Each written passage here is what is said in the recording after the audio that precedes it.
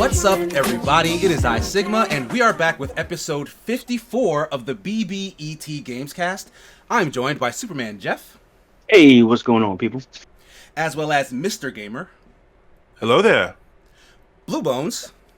It's your boy. What's going on, everybody? And welcome to the podcast, our special guest, B Law from Quirktastic.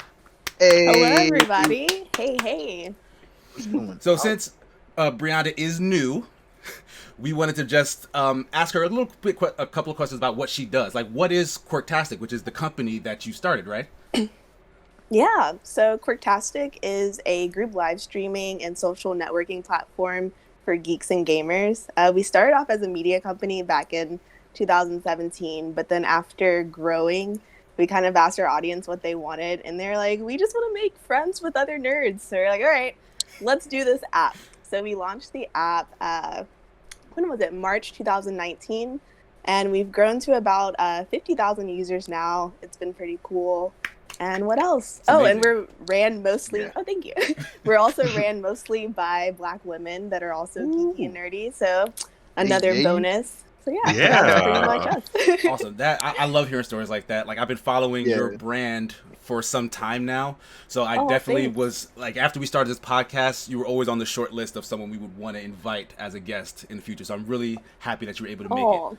Oh yeah. Thanks. That means so much. I first heard about Quirktastic when I was really active in Urban Anime Lounge. And I saw the kind of that launching stages, but I'm like, what is this? I'm gonna keep an eye on it. And then I was looking through your app just the other day. It is super dope. It's like, it's friendly Tinder. You know, like a less insidious version. Much less insidious. It's like, hey, look, I like these animes. Do you want to talk about them? Yes or no? Like, that's basically what it feels like, you know, and different genres. It's super dope. I'm so happy you did that.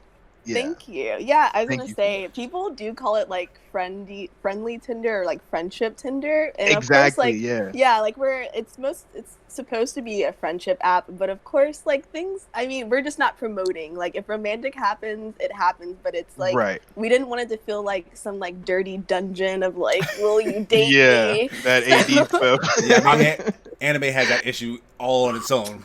I feel like a dirty dungeon. So. I'm seeing. Have you guys heard of an app called Bumble? Yes. Yeah. Oh yeah. Isn't that a dating thing? Yeah. Okay. Well, it's supposed to be for finding friends. They say finding friends, but then I think of this as like a significantly more focused version of that. Like, this would be something that I would use to make a very specific kind of friend, instead of Bumble, where it's like, hey, what are you into? Concrete and horses. Cool, I guess.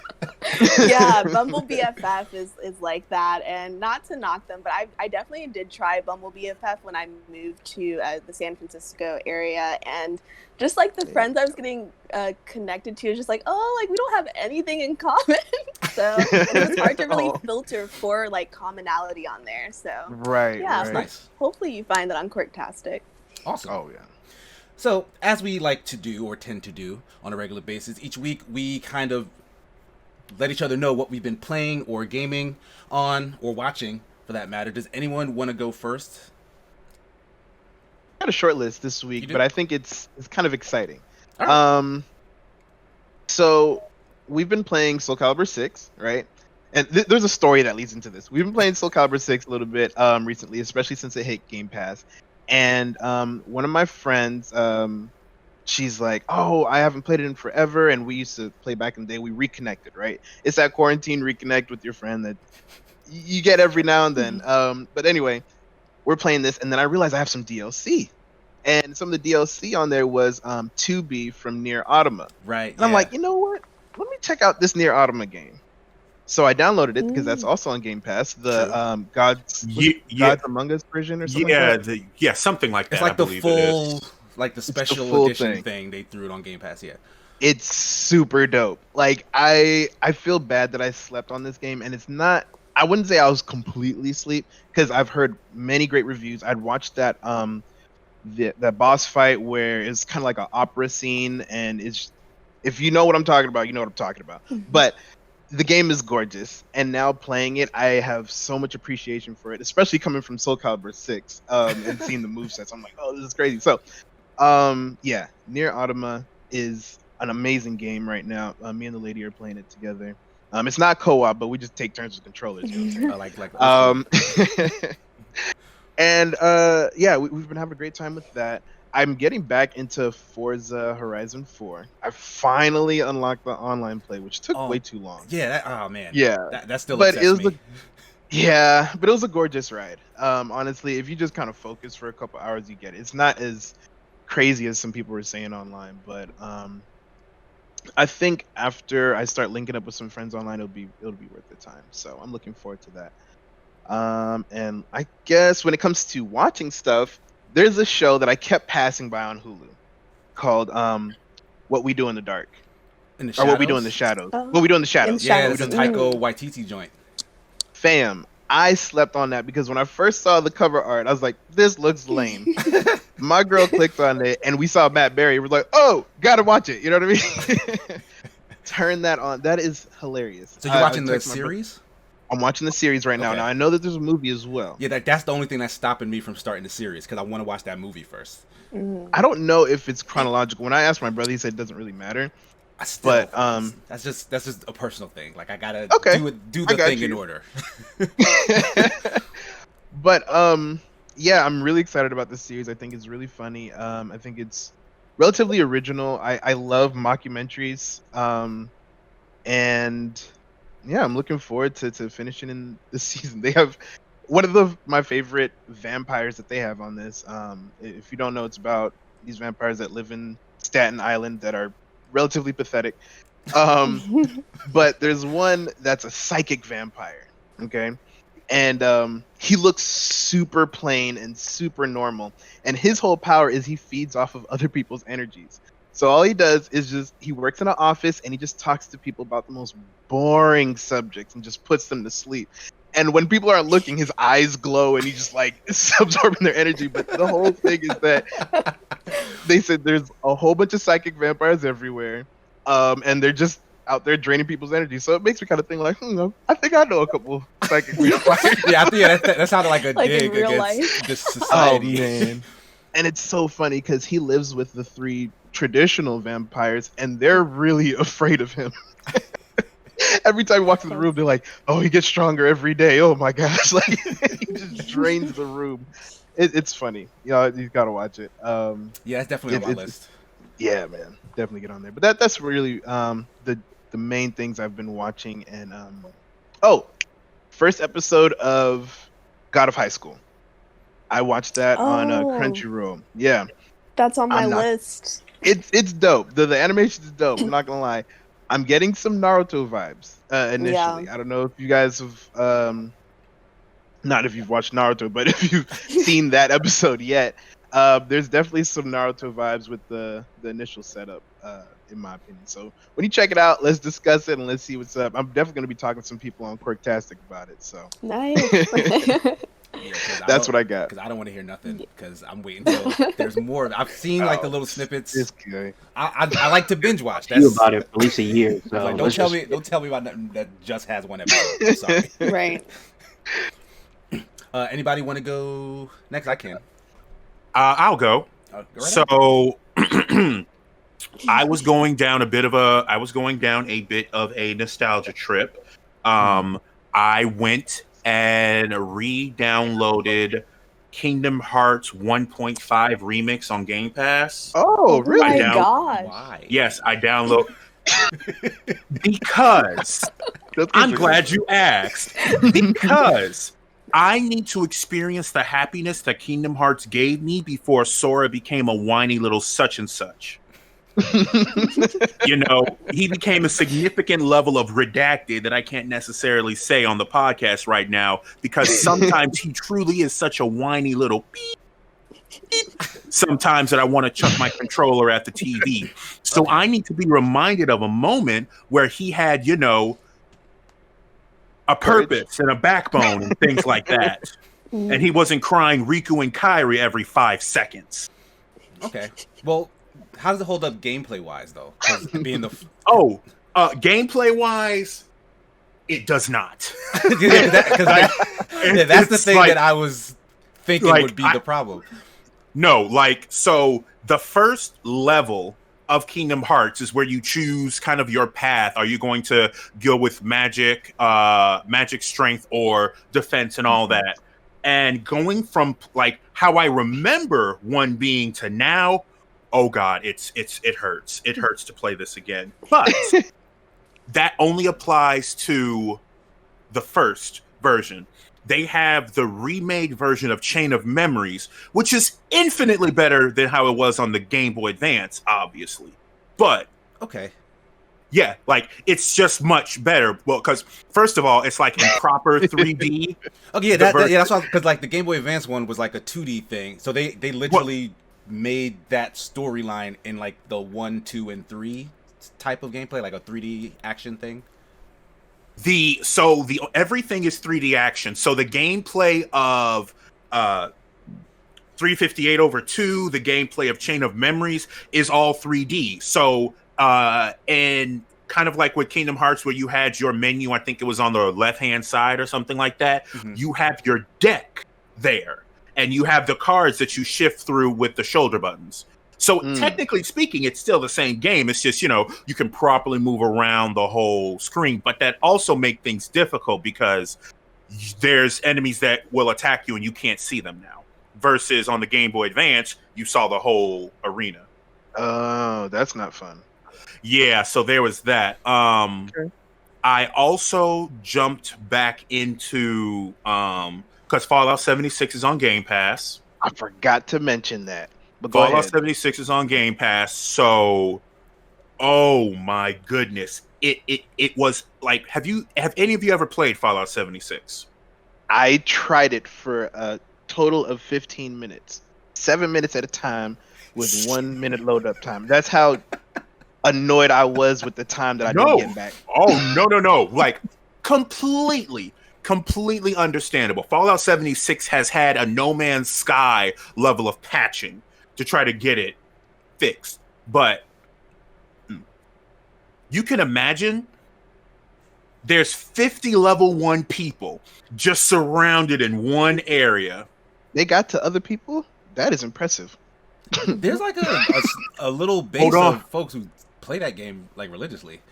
Yes, there is. And then a nuke was dropped on them. Wait. On what? What? Oh, you didn't know. Somebody dropped a nuke on them? Multiple people dropped multiple nukes. Yes. And the server crashed. Wait, was this planned? Like they were all standing around, like was this like the goal? So so here's what happens. That's so terrible. You do your introductory stuff, right? After you do your introductory stuff, you're just loaded outside of the vault. You can go anywhere you want. But just like when Division 2 first came out, there's still just like a bunch of people just sitting here.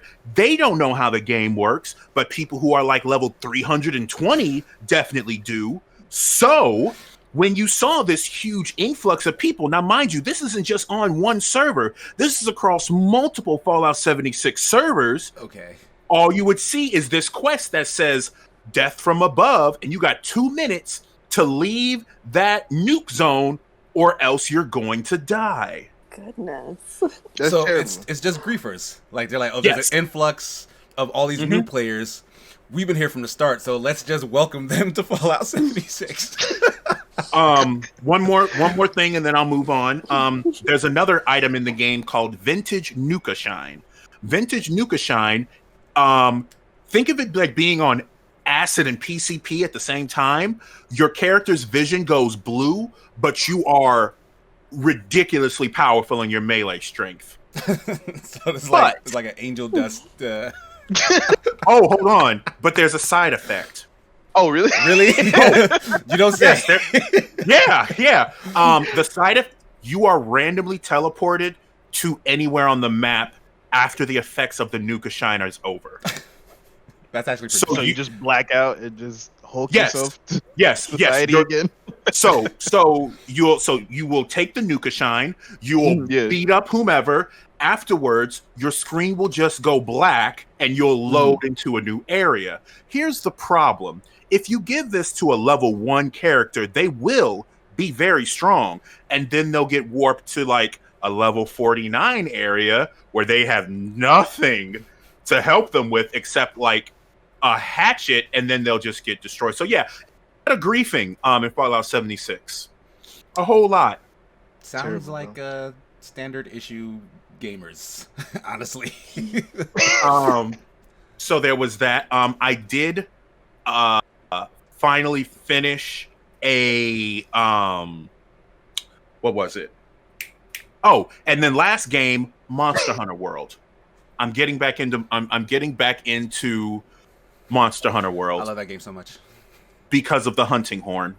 Almost nobody plays that too. I don't know why. I love it. I've tried it multiple times. It's difficult.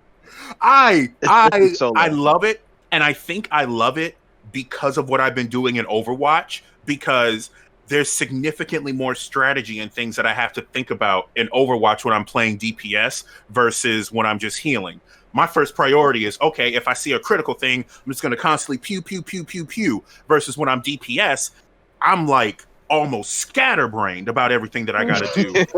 And then I'm playing the hunting horn where it's like, okay, so I'm doing buffs, but I have like a big hammer. All right, cool, I can do this. And then it's like you can like level or like improve songs mid combat, and I'm just like, why? And then I go and look online, and this is like the lowest percentage of weapon played on Monster Hunter, and I'm like, it's so useful. I believe for the rest because of the party. It's difficult to play it solo. That's why people don't pick it up. That's why I didn't pick it up, because anytime I was practicing by myself, I was getting handled because I'm trying to do a concerto and this dude's trying to rip my head off. You know what I'm saying? So, like, with the squad, that's when I had the most practice with it. And even though, you have to spend a lot of time with people making that happen. So I understand why it's the least played, but I understand how valuable it is as well. I've had those horn players in my squad, and I'm like, yo, I don't even have to use items. which is like it's so useful for the rest of the team that I love it when they're on a team, but I don't want to do it myself.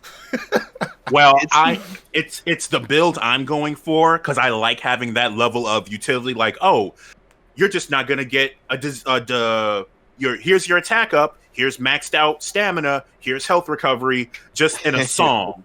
And I'm just playing the song while everyone else is going to go beat up Anjanath or whomever. It's basically the bard class. It is the bard, yeah. It is. Now, as far as shows, BNA, I'm taking my time, but I am Okay. Yes, I am, Blue. I'm waiting for this dude to catch up, bro. But see, here's the thing. I'm the one with extreme furry tendencies, and I am trying to take in this show like a fine wine. I definitely understand. Oh my gosh. Because I'm also taking it slow too. I it understand. is you. Good. It's just so good. It's good. I finished the first episode with Blue and my my best friend, and I was just like, oh my God, this is like Beastars, just in a completely different dimension, and I'm for this. Yes. Another show that I was starting is what is it called? Welcome to Demon School, Irma-kun. Wow, Haven't heard of this. Slice of life. I don't know. The first episode is a human who has terrible luck, gets transported into a demon school where his terrible luck just turns out to be the best thing about him. Because he always gets in trouble, which is his luck, but his luck is so bad that he never gets hurt. So he's just in bad situations, but he always gets out. Like a building is going to fall on him, but he happens to be in the one area where nothing lands on him. That sounds like good luck. Yeah. In the midst of it, you know what I mean? Well, yes, but to everyone else, it's like, oh no, he looks so unlucky. Stay away from him. But in actuality, like, nothing ever got the happens. luck. Yeah. Nothing bad ever happens to him. And the last one, this is just because of the name of it. How Not to Summon a Demon Lord. Okay. Yeah. Oh, what did you think of it? I love it. Yeah. I absolutely love it, and I wish that this came across my screen before. It kind of makes me want to watch. I think it's called what? Konosuba? Is that it? I started watching that. I've seen, I think, the first season of that. It makes me want to start watching that along with what was it? Shield Knight, and that time I was Shield reincarnated as a Shield Hero. Yeah. And that time I was reincarnated as a slime because my wife has seen all of those and she loved them. I do too. Me So and I'm Jeff like, were geeking about the slime one for a while. Yeah, Shield Hero, I don't know. Like, I like Shield Hero, but then like it was maybe like midway into the season, I was just like, okay, what is this about to be? So like, yeah. I don't know. Yeah, because Have a chance, watch Bofuri. Who? Yeah, Bofuri. Yeah, that was pretty dope too. What is the rest of the title? It's like Bofuri. I don't want to get hurt, so I'll max out all my defense. I've heard. Okay, I've heard of that. What? I've heard of that. I've heard of what? Oh my! I thought that was a joke. Man, that anime is cute as hell. It is just bad action for like no reason. If God blesses me with the daughter of the future, I would like her to be just like that main character. She is adorable. She loves games, and her strategy is just that. I don't want to get hurt, so I'm gonna max out all my defense. It works out. Opens up like exploits by accident, just by her style of the game. Like me and Blue would watch it like episode by. Hey, did you see this? Did you see this? Did you see this? That's cute. I should check that out. Okay, I mean, you got a lot to roll with, man. Yeah, it's like Shield Hero meets like One Punch Man. Yeah. Okay. And sprinkle a little Sword Art Online on there, just a little bit, just a little bit. just the good parts, I guess. Just the good parts. Sword Art Online, aren't they having like some kind of? I think their like final chapter is coming out. No. I think Crunchyroll just House announced Civilization, the World of the Underworld. Yeah. Mm-hmm. Yeah, like that universe got much bigger than I realized. Yeah. Like, they had People hard have to keep track of feelings it. about it. Yeah. So yeah. They made a big comeback with that last season. Mm-hmm. The side stories too. What was the one with the girl in pink? The gun art Gale. online. Yeah, the gun. I actually Gale like online. that one. Yeah, that one was actually it was surprisingly good. Yeah, And then I started playing the game. Y'all know I was playing the game for a while. he was on that. mhm. It's cool, man. I actually booted it up a couple weeks ago. Okay. So they got a whole new kind of battle royale mode, but anyway, that's another story for now. Of course. All right, so Gamer, that's everything on your list. Yep. Okay, I'll go next. Go right ahead. Cool. So I didn't play much this week. It was week to be daddy, so I had to go see my son. So I didn't really get to play much, but I did watch a bunch of stuff. I watched. I think I told you guys before. I started One Piece over. Mm-hmm. So I finished the Alabasta arc and made it into the Skypiea arc. Okay. Eminem. I think I missed this arc altogether because I don't remember nothing. So it was. That's normally where I stop. That's where you stop That's at? normally where I stop because I just run out of steam, bro. It's Bro, a lot. How are you was not good. enthralled by Eminem being the bad guy? Eminem. I do feel like my thing with that is the last battle I feel like was drawn out. They do that all the time though, and not just in No, One Piece. not usually, not so much.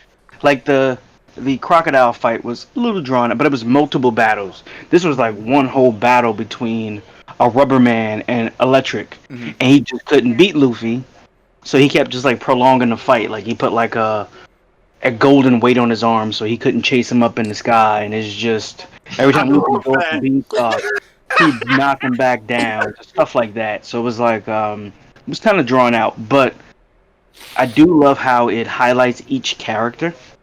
Like it does a great job of not making it just about Luffy. Like you probably won't see a fight between Luffy. Like you saw a fight with him in the beginning, and then you wouldn't see another one towards the end. They'll sprinkle like little things, but it's not all about him. So Zoro gets his shine, Sanji gets his, even Nami, Usopp, Chopper. Everybody gets their shine in, and it tells a great story about even the NPCs that you come across in the particular story, like the Skypeans. Mm-hmm. Each one, he made a father and daughter team, and their story and how they're involved in the plot and how it affects them. I think it does a great job at that. I don't remember seeing the Skypea arc. I must have missed it as a kid, like completely. So it was a great surprise. I have a question for you. Mm-hmm. For you guys who've seen One Piece, right? I've just about got to that arc that you were talking about. When does Usopp have a? What's that? You started again? No, I'm just saying, if I was gonna start again, when does Usopp get a real like shine where it's not him just doing something by accident and then he's like, oh yeah, that was me, and they're like, thanks Usopp, like, because most of the time he's just like running scared and trips on something, and the guy who's chasing him trips on him, and then he's like, yeah, I did that. You know what I mean? Like that's how Usopp does things. Or he just like be missing 3 shots, and then the one that he needs to make does, but it doesn't really do too much. You know what I mean? Like, I will say, my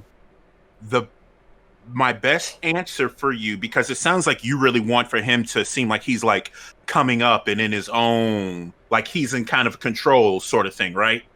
For him to on purpose do something to help somebody. Soja King. No, I don't agree.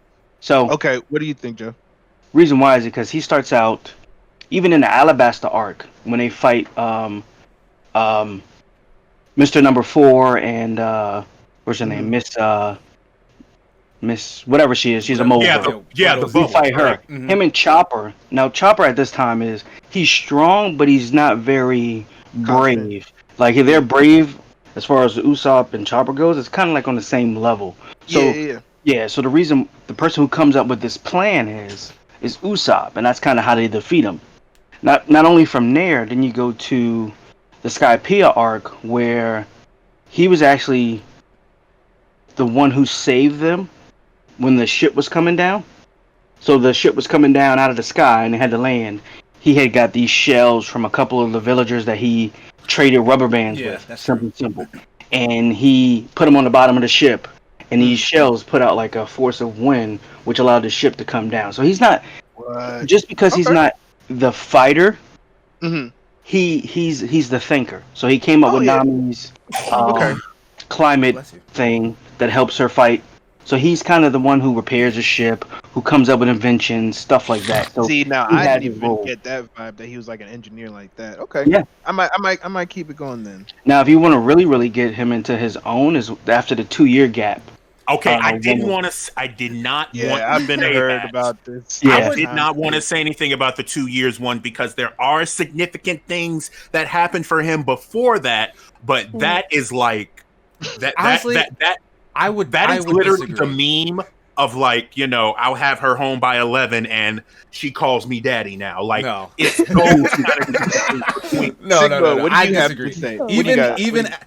Even after that time skip, I don't think like what Blue is saying, like when does Usopp kind of come into his own? I still don't feel like he's there yet. Like he has moments for sure. He definitely has his moments and he is for sure useful to the team. But he is still through and through a coward. Like that's the joke for him. Like he's kind of a joke, goofy character. And that annoys me because I want to see his progression. I want to see Usopp be taken seriously and be a threat to other people. And he's never really there. Like right, that's what I'm saying. Like, no, I don't know. From what I've seen, I don't see him being that scary dude. But I hear what y'all saying. He could be the engineer. Miss B-Law, what do you think about Usopp? So I have not finished or One Piece isn't something to finish. Yeah, right? No. Though it's been such a long time since I've watched One Piece. So, okay, One Piece has also been on the list of like rewatches. And at the beginning of quarantine, I started rewatching it. And then like life just happened. So I don't feel like I have enough data to give an informed opinion. However, I would like to ask you all, since we are on the topic of One Piece. So I've been chugging through it. Like I'll just be like, all right, tonight's the night, 8 hours, let's go. My God. Episodes. Yeah, I mean not right now, but like at the beginning of no. I was like, let's do it. And then I have some friends who were just like, why are you watching it from the beginning? You should like start. I forgot where they told me to start, but there's like a distinctive place where people say to start, as well as other friends have been like, go to, it's like animefillers.com or something like that to like get out all of the episodes. And others are like, you're not a true fan unless you watch every episode. Okay, don't listen to those people. I would love to know your opinion of like what strategy, because I've got a lot. Okay. Yeah, I'm listening to this answer too because I need to understand this. So, because I just started over. I finished the whole series and then I started over. So you can do it kind of the way you said. You can watch it straight through. This time I'm watching it without the filler. So there's a website that kind of tells you, hey, these are filler episodes. If you've watched it before and you just want to jump back into where it's like non-stop action and story progression, is right at the Marinefold arc when they are going to execute Ace. Yeah. So that's a great place if you've already seen the majority of the beginning. I think I told Casey, I said, hey, if you're going to jump back in, you know, because it was silly in the beginning. I didn't like, you know, where it was going. Hey, when it hits the Marinefold arc is when it's just like all out, like, you know, character progression. They go back and touch on some stories that, you know, hey, they introduced this character, but hey, you didn't really know his true backstory. So like 800 episodes later, you're knowing like where he actually came from. So it actually starts at the scary. Yeah, I don't want to gloss over that number, by the way. Because while it sounded extreme, it was probably quite literal. That's the scary part. And I will say, One Piece is guilty of this, and a lot of shonen anime is they do flashbacks all the time. Yeah. So if you do skip forward, you're really not gonna be so out of the loop in terms of context, because they're gonna tell you the history of all the stuff that happened so many more times. Yeah. So it's not that big a deal. Like I agree. That's definitely, you can jump that far ahead and just start. No, I appreciate this info because like I've started One Piece like so many times and then given up because I liked it like when I was younger. I was in like anime, or what was the Asian Culture Club, and we would like randomly watch a few episodes, but it wasn't cohesive to where I was just like, oh, like I want like the full, you know, I want a character development. Yes, but I think I like these strategies. I'm still deciding which one I'm gonna take. Part of me just wants to be bullish and like every episode, but I also have like a company to run, so I don't know. Yeah, there's no reason to do that to yourself. Like even when I was watching it the first time, the way Hulu has it is like season to season, and like you can kind of tell like after they finish like a big like fight, there's kind of a cool down episode, and then they'll give you like a couple of fillers before it starts the next thing. I would just skip that. Like, you could just see, like, this, nothing important is happening here, and then you can read, like, then it comes back into its own. So, also, if you don't know, like, some of the big arcs, they actually summarize those in a movie. So, like, the Alabasta arc is actually the Desert Princess and something or another. So you can actually watch that in, like, a condensed movie form as opposed to episode by episode. Gotcha. Good tip. All right. All right, you were going to add? So, here's going to be the other side of that. So, I of course would suggest that from the beginning you do watch everything, and I say that because there are so many other stories that are told besides Luffy's, and some of them I would say are even more important. Like a character that I love the most is Chopper, because him coming on to be part of the of Luffy's crew was such a big moment, because he acts as if he's just like this kid, though he's not really a kid, but he has such a terrible experience, because it's like, oh yes, I'm a doctor trying to save people, and you have someone who is literally saying, yeah, no, let them all die, like every single one, and he is afraid of himself because of what he can become. But then after the 2 years, it's like, no, I have control over this now. Like, I have finally controlled this monster, sort of thing. And Nami and everything about being a navigator. Like, and don't even get me started on Frankie.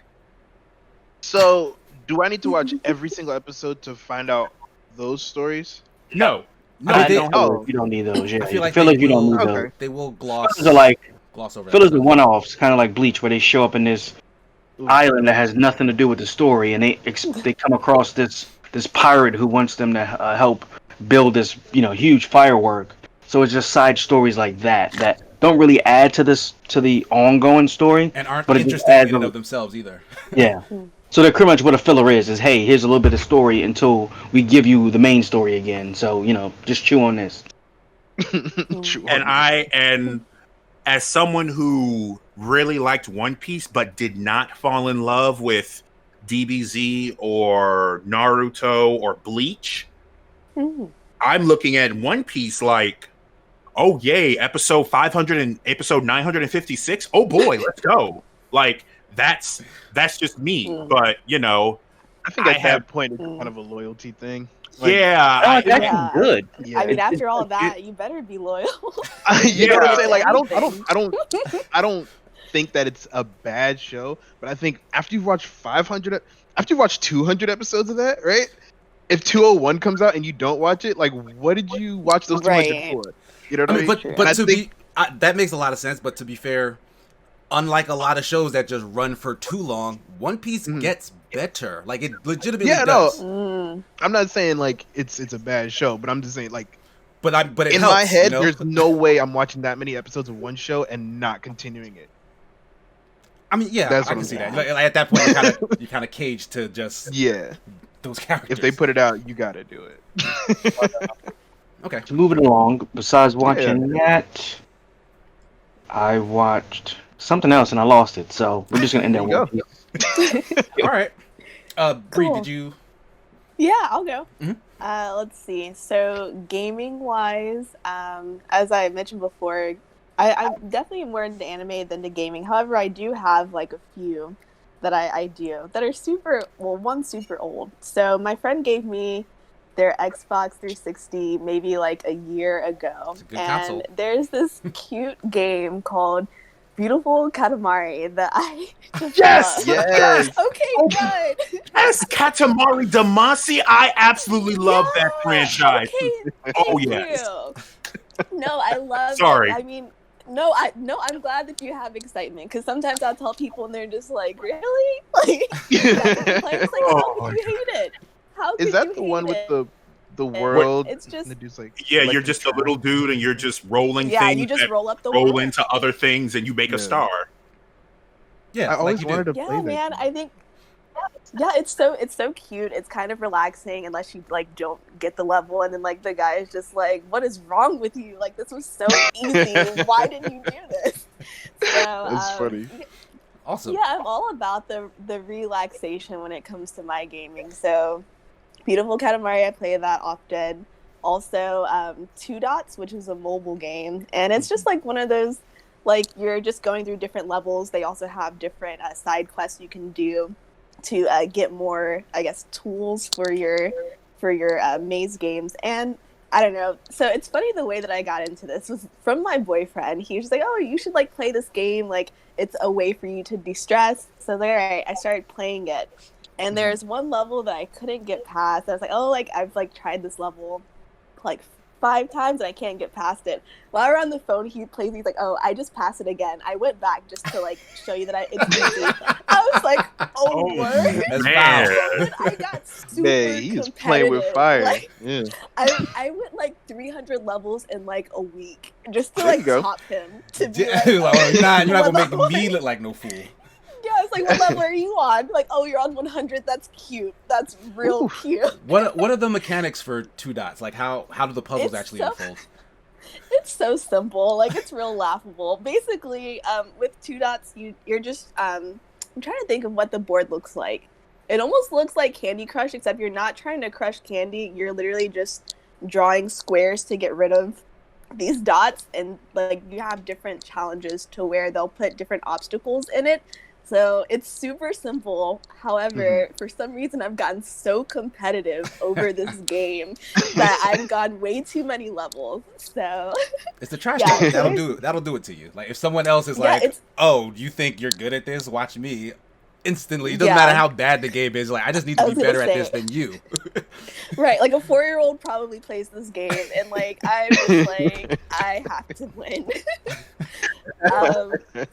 Let's see. And then for what I'm watching, we already talked about BNA, which is dope. Yes. I also am watching, what else? I've been like super nostalgic also, so I have like a few things going on. I recently rewatched Erase, which is my all-time favorite anime. I don't know if any of you have watched it. No, I haven't. What is that? Oh my gosh. Okay, so it's so great. Let's see. Erased is about this boy, Satoru, who has this gift, and he's able to kind of see in the future, or like he can kind of like go to different parts in time. And for some reason, he gets transported back to when he's in middle school. And like throughout it, it's kind of like a mystery anime to where he's like, why did I get sent back to this time? And he realizes that it's because there's like a few kids that died during that time. So he's trying to like figure out how he can stop it. And that's all I'll say because I really want you to watch it. But it's just so great. And I think the reason that I love it, one, I love the opening. It's so great. But two, I think it just talks a lot about support systems and like the need for a support system. And I also like a really good like murder mystery or anything that's more like on the mystery side of anime. So yeah, I suggest it. I've watched Erase probably like 5 times through. It's only 12 episodes. Oh, so yeah, short. whenever I'm feeling weird, I'm just gonna watch Erase and I'll watch it in like 2 days. comfort anime. Yeah. Something else I'm watching is Darwin Games, which is also like a older, not too old, maybe it came out in like 2012. But the reason I started watching it is my boyfriend was watching it, so I taught like a little bit in the middle. But it's one of those anime where you get transported into a different world, or into a game. So he's transported into the Darwin game after getting this invitation. So he's like, all right, what's this game? But then you can actually die in the game. So it's just becomes more like a strategy anime, and I like it. Like it can get a little tense, but I like it. So cool. Yeah. That sounds interesting. It reminds me of, what was that? The gambling one, Kanojo, I think. Have you Oh, ever watched that? Hold on, wait. Which one are you talking about? Kakegurui or something? No, not that one. Sorry, not Kakegurui. Okay. But it was like the dude was a gambling addict, and he got shipped to this like kind of Darwin Games-esque casino. I know what you're talking. Oh my gosh. Your life. Yeah. It was really crazy. Mm-hmm. So if Darwin is anything like that, and I'm blanking on the name, then I definitely want to check that out. Yeah, I think you should. It's pretty cool. Is it finished? Like, is it finished? Because he won't watch it. Unless... She said it was older. It came out in 2002, so perfect for me. Yeah. Yeah. Okay, is that one of your qualifiers? Like, it has to be. Yeah, he's like for the most super part. finicky. Yeah. I don't want to. Like, if an anime is really good, and I watch like 2 episodes, and then it's like, oh, you gotta wait a week for the next episode. That annoys me. Like, let me tell you what we had to do. Consider it. Because there's people who want to talk about it, and if you're in that group, you don't gotta. I feel like you should remove yourself from that group if you haven't watched it. I gotta leave the whole group. Y'all can't just pick a whole group on the side. I think we did it to one anime this year. We had to collectively use our friend card to get Sigma to watch an anime that was currently running. I don't even remember. And I don't think we get another one till next year. Yeah, so, he didn't even watch that. It took him a while to finish it. Yeah, it took him a while. No, but like when I do start, like I get through it like that though. So, like, and then you got to suffer with like there are a few anime, like what was it, Demon Slayer? I could not. Yes, I think that was the one. How can you wait for that? Exactly. Like, oh my, I would have been so pissed. Like, they're like, I forgot, it was like episode like 6 or 7 when like they were in the forest and with like the spiders. Yes. If I had to wait another week for that, I would have lost my mind. I did. Like, I did lose my mind. It was wild. Do it. No. Yeah, you guys crazy. But y'all see, this is the thing, right? And I'm not saying that binge watching is bad by any means. I understand the appeal. But I feel like you guys might have forgotten the appeal of anticipation and the hype for what the heck just happened. Maybe. Right? I feel like because that is always whenever I text Jeff about a new anime, I'm like, "Yo, did you see that last episode? I don't know where they're going from this." And then we just talk about multiple strategies of like where they could go here and then. I think this is gonna happen. I think this is not gonna. You know what I mean? That's fair. Mhm. That is something that y'all do miss out on. You know what I mean? Yeah, the speculation phase and Yeah. Yeah, I understand that. Yeah, it's just only certain, like, there are certain, like, anime to where it's like, nope, I'm gonna wait until this is done. But I do have my few to where I do like to just talk with people and speculate. Like, even with what My Hero or something, like, I'm not gonna wait for the season to be over for that. Like, we're talking about it. All the memes are gonna be everywhere. Like, you gotta watch it. Right? Well, yeah, that. Yeah. Now, and I would love to be a part of that, but at the same time, I know myself. I'm going to look at this. It's going to be like that episode of SpongeBob where I'm going to eat it, look away for a while, look back, and ask, okay, who ate my food? Because I want some more. Where did it go? And I know that's going to happen, which is why with BNA, I could have sat there and just with like some with just like some hummus and chips, just the whole thing. And then later, I would have complained after sitting here for hours, just like, let's go win season 2. Oh. I know I would do that. Yeah, I get it. When the whole season's out, I'm like, okay, I'll get very near the end. I'm like, oh, there's 2 episodes left. I don't want to finish those because then it's done. But if I watch it episode by episode, I still haven't finished Clone Wars, y'all. I can't stop. I can't. No, I was gonna say I have a few like that. Gosh, yeah. I was gonna say Assassination Classroom. It took me forever to watch the last few episodes of that. Those are great. Yeah, so great. And then also Promised Neverland. I don't know if you've watched, but I'm waiting on season 2. I need to know what happened.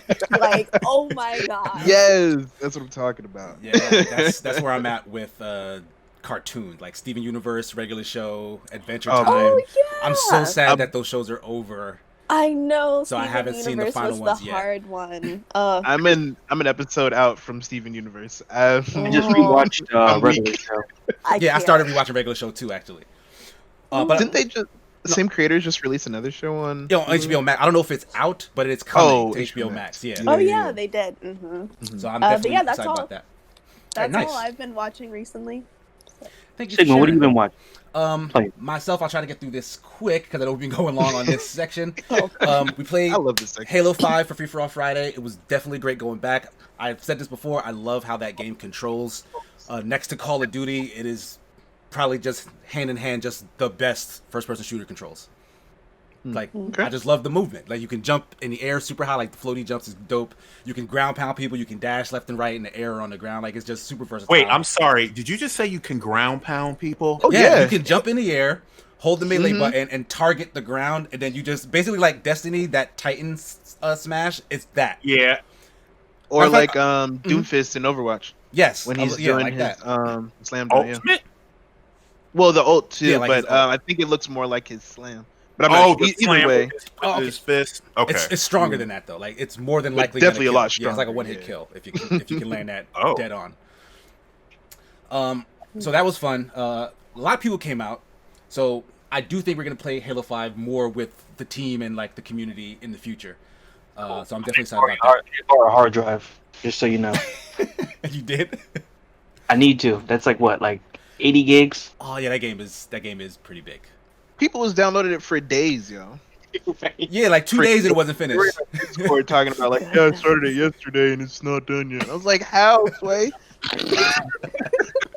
Not everyone has different kinds of internet. No comment, Blue. What you mean no comment? You made the comment. No, as in from you. I know that you typically have your little once over things with this is the podcast people's internet.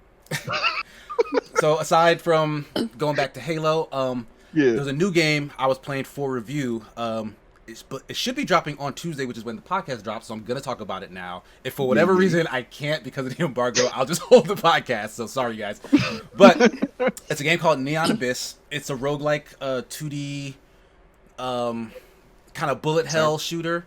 Like, it's a lot like Exit the Gungeon that I reviewed previously. Gamer, remember, we talked about that some. Yes. So it's like Enter the Gungeon, but from the side perspective, you're jumping up on platforms, you're shooting 360 degrees. Mm-hmm. None of that is out of the ordinary. Like, it's very basic in that regard. But the thing that kind of stands out about the game is the fact that when you do get power-ups, they all stack. So, like, it's not like you have to switch out, this thing for that thing. You don't have, like, 4 slots. You don't have 5 slots. You don't have 10. You don't have to worry about upgrading it. It's like an unlimited. As much stuff as you can find in these levels, it all just builds on each other till you get to the point where you're like this super multicolored, like mega OP god type character that just clears every single room you're inside of. Like, there's this system where you also find like eggs, and like they trail behind you, like in old school RPGs. Everywhere you go, they just like a trail, and you can get Yoshi. Yeah, like Yoshi. Yeah. Again, you get like an unlimited number. So as many as you find is how many will trail behind you. And after you kill a certain number of enemies, you'll hatch an egg. And the egg could either be nothing or it can be like a little buddy. And like there are different kind of buddies that can trail behind you, and they all have their own abilities. Like they'll do stuff like, oh, I'll pick up a heart and turn it into a shield in case you have full hearts already. Like I'll turn a half heart into a full heart.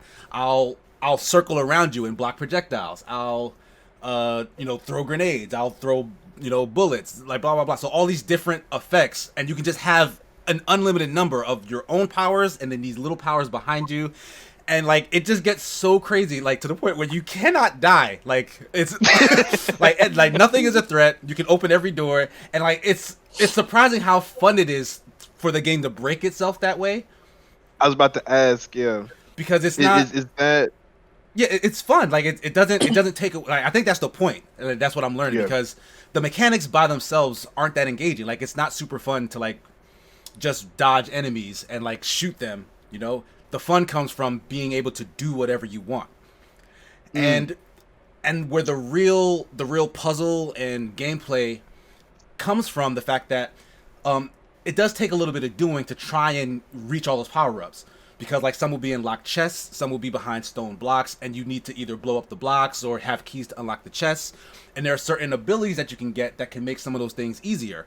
So it's like, okay, so if I use this on that, then I can get this power up, which now allows me to do this, so I can go back to this room and do that. So it's like little mini Metroidvania puzzles, right? Gotcha. So it's like, at first on the surface, it looks like, oh, the goal is to, be better than these enemies. Like it's like a Twitch shooter. But no, it's really kind of a puzzle game where you're figuring out how to get overpowered so that you can make it to the end of the run.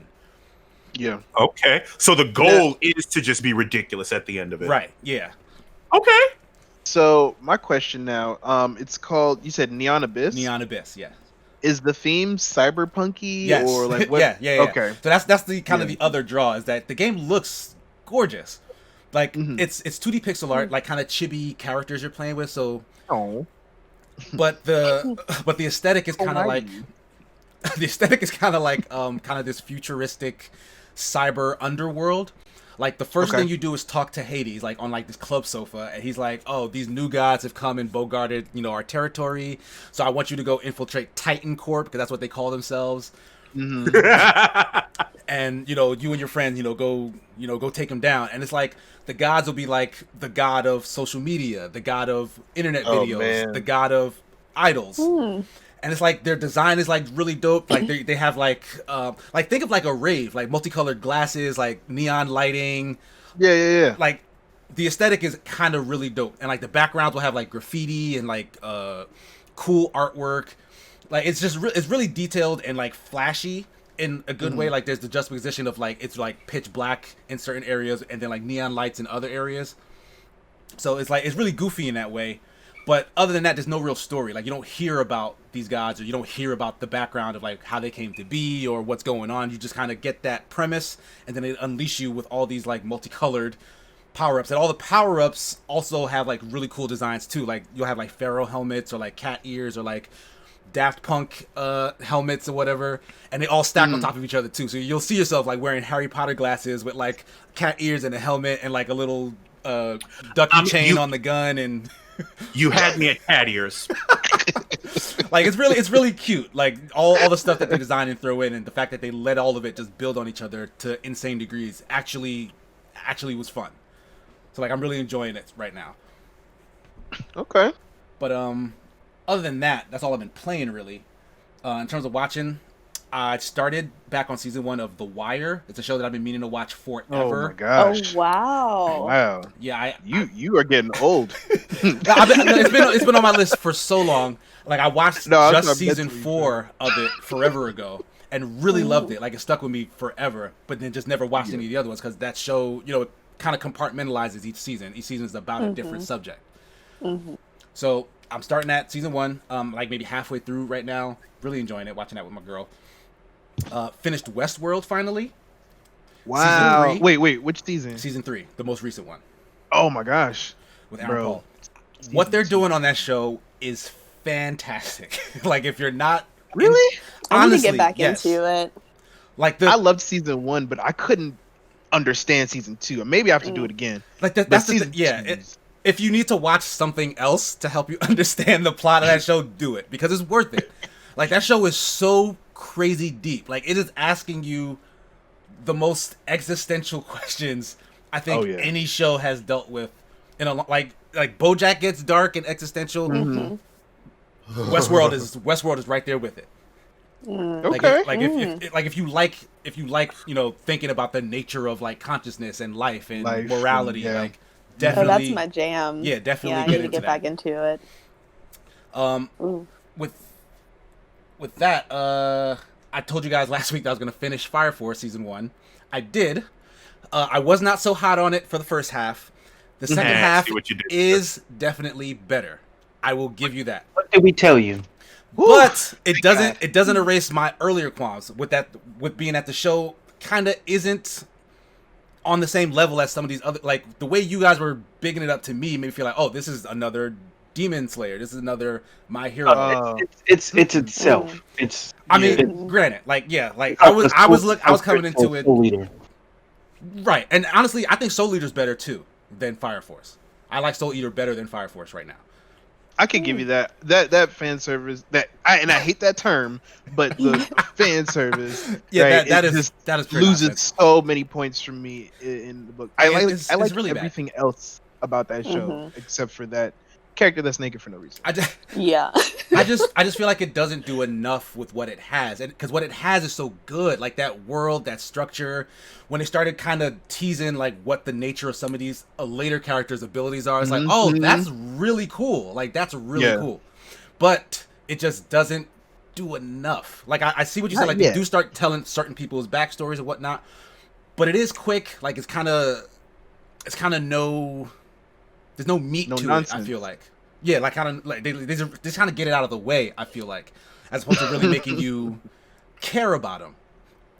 So like I would have liked more in terms of just the plot, but in terms of action, after like episode 11, like it gets hype. Like I was on board for all those fights. When Captain Burns showed up though at the end. Who? Captain who? Captain Burns. Oh, Burns. Yes. Yes, Captain Burns, yeah. That man was like, oh, you figured out about light speed. That's nice. But, I was like, sir, light speed? But, like, without spoiling anything, like, yes. What's the name's fight? In the temple. I do apologize. I have not seen it. Gamer hasn't seen any of it, but I don't even want to say the word that's in my head, but Shinra's fight in that temple. Right? Yeah, that was a crazy fight. Yes, like that was like amazing. Like point blank. Yeah. So definitely watch it. Like don't skip Fire Force if you're at all interested in, that kind of anime. But there's definitely places where it can improve. And I will wait till that's done to start watching that. But that's pretty much it for what I've been playing.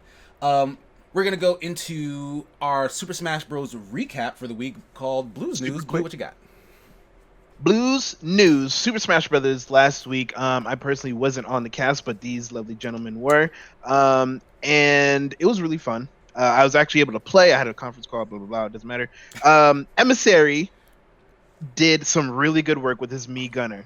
And he was really showing us the strength of his custom characters. He had the sand skin, so I was all for it. You know what I mean?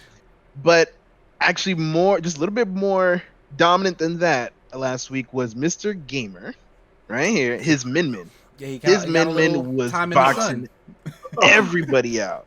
Oh my God. So yeah, congrats to you on that, man. Let me just say, truly, and I appreciate that that call out. That was one of the most stressful times I've ever had playing Smash. And if you go back and watch it, you will see I'm like barely talking. Like there was even a brief moment where I'm like, okay, guys, I'm good for a while. I lost. I'm going to go over sit on the bench, spectate a little bit because I lost. And next thing you know, it's like, nah, get Gamer back in here, run that back. Yeah, because you got enemies now. Folks want revenge. It's an endurance game. Oh my goodness. But yeah, like I said, those are the two guys who really shined last week. Obviously, there's great wins and games by everybody, and we're looking forward to do it again this week. So yeah, that's the recap. Thank you for that. We're going to move into our quicker updates. Jeff, what do you got for us? All right, so Xbox reportedly interested in acquiring WB Interactive. I think we touched on this before when we said that WB Interactive would kind of be up for sale for the most part, and we kind of mentioned the possible exclusivity if either one of the big consoles kind of purchased them. And then we hear that Microsoft is interested in acquiring WB Interactive. So what that means is that's the Lego Batman games, that's the Batman the Arkham ones, Arkham Asylum series, and then there's that's Rocksteady in general, mind you. Yeah, like that studio itself, like they could make them do something else in case, and they're amazing. That's gonna be wild. So I mean, we got Injustice, you got Mortal Kombat, and I think that's Xbox's answer to some of those possibly exclusives from. I don't think they'll make them exclusive, but I think they'll make some exclusivity. Like, hey, it comes out for Xbox first, and then a month later or a couple months later, it might be some PlayStation access or something to that. But I'm interested to see what they would do if they acquire them. What do you guys think? Yeah, I'm glad you brought up the thing of whether or not they would actually make them exclusive, because in the past with Minecraft specifically, they bought out Mojang and then they would let it stay everywhere it was, because people were afraid that they would only have to own a Microsoft product to play Minecraft, and that community is so big and wide. I don't think this is the same kind of situation with this group of studios, because even though they have been multi-platform for so long, those franchises still, they're kind of, a lot of them are like kind of tied to gaming, period. Like Mortal Kombat, for example, is a staple franchise of video games, period. If Microsoft could say, you have to play Mortal Kombat here, they would. Yo. Yeah, that would be one of the biggest flexes. Yeah, like I cannot imagine they would let that. Like if they did spend the money to buy it, I cannot imagine they would let that fly. Yeah, that'd be heavy, man. Especially when game that you would like to see them work on, if they did become, Microsoft exclusive. Who, like any of that stable? Anything in like whether it's Batman related or maybe another superhero or another type of fighting game using an Xbox license or. I got one. I got one. This is gonna sound weird, especially because it's not necessarily for me, but I like a good Harry Potter game. Just a good one. Ooh. Aren't there rumors of that one that like some footage leaked a little while ago? And yeah, so they had the mystery one on the mobile that was absolute. That was awful. Honestly, that was just to build off of Pokemon Go. Let's be real. Yeah, they were copying. No. I'm not even talking about that one. Oh, you're not talking about that one. So there is the one with the actual reality one, right? That I don't even consider that one. That's what I thought you were talking about too. No, I'm talking about there's like a mystery one where you can make your little character and you can choose your house and you're going around Hogwarts and every day you have to get different essences or something like that. And I actually do know of that one. I have a friend who plays it, but that's only because they're a deep Harry Potter fan. Yeah, and I'm not a huge Harry Potter fan. My girlfriend is, right? But I know there's a lot of Harry Potter fans who would just want a good experience interactively. I haven't seen I mean, the Harry Potter Lego games, they're Lego games, right? I'm not saying Lego games are bad. I'm saying they're Lego games. I want something that relates to me, even a hint of the drama that happened in the movies. I think that would be a good investment. And what about you guys? Yeah, I think I would be interested in seeing Rocksteady just do something new. Like, you know, like they kind of proved their salt with the Arkham games. Like, they're some of the best games, period. It just so happens to be Batman games at the same time. Yeah. Like, let them make something that they want to make. Like the same way Sony finally let Guerrilla out of the cage because they were stuck in making all those Killzone games, and then they came out with Horizon Zero Dawn, and which is now a big staple. So if Microsoft does take ownership, kind of give these top tier developers some creative freedom, and then see what comes. Give them their Horizon Zero Dawn. Yes. Right. Yeah. What do you think I'd like to see? You? Blue upset. That makes sense. 100%. That's my daily goal. But what would my goal be for? You get your dailies in. I don't know. All right. So, you remember they had that Superman game for Xbox 360? All right. Yeah. I would like to see them do a Superman game, but do it right. I feel like that's hard. Like, son, that's hard when the man has every single power. That it is when your main character is that OP. Like, how do you make a game that's fun for him? I don't know. That's a challenge for sure. Yes. And next on our quick mentions is gonna be Batman finds his new Batwoman in Javicia Leslie. Yeah, that name is a little difficult to pronounce. Javicia? I think I pronounced it correctly. Excuse me if I didn't.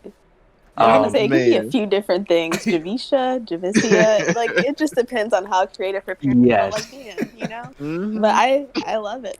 Yeah, she's gonna be an original character. She's not from any particular storyline or any character used before. Her character is said to be. She is in real life bisexual, so she was happy to play the character being a black woman and a bisexual woman. Yeah, because they said that was one of the mandates for replacing Ruby Rose, right? Yes, because I know we talked about that, what role they were going to take to kind of still honor the staple of that character. Her character said to have gone through some trials and tribulations. So she was a drug runner. She worked for she was dodging the GCPD. She had some habits. She lives in her fan. She's a comparable fighter. She's passionate. She's fallible, and she's the stereotypical all-American hero. So I'm interested to see their take on how she becomes Batwoman and how they handle that transition. Right, especially since she's completely original. Like, she's not tied to any other medium, right? Yes. I think, and this happens a lot in shows when actors switch over or new things happen. I think what they should do is start with her as Batwoman, just kicking ass, right? And then start going backwards and say this is how she became that. Oh, well, like Green Arrow? Yeah, because that's what Green Arrow does every single episode, and I personally hate every episode? Every episode. Yes. Every single episode is the A plot is what's happening in the present, and the B plot is something about the past. Flashback. And sometimes they try to tie that into what was happening in the present. I hated it. I thought it was I did way not overdone. know DC was overusing that. I am so sorry. And this is a CW show, so I would not be surprised if they just followed the exact same formula. It probably will. Now honestly. I feel bad. By the end of season 1, it was up in the air whether Ruby Rose's character actually survived.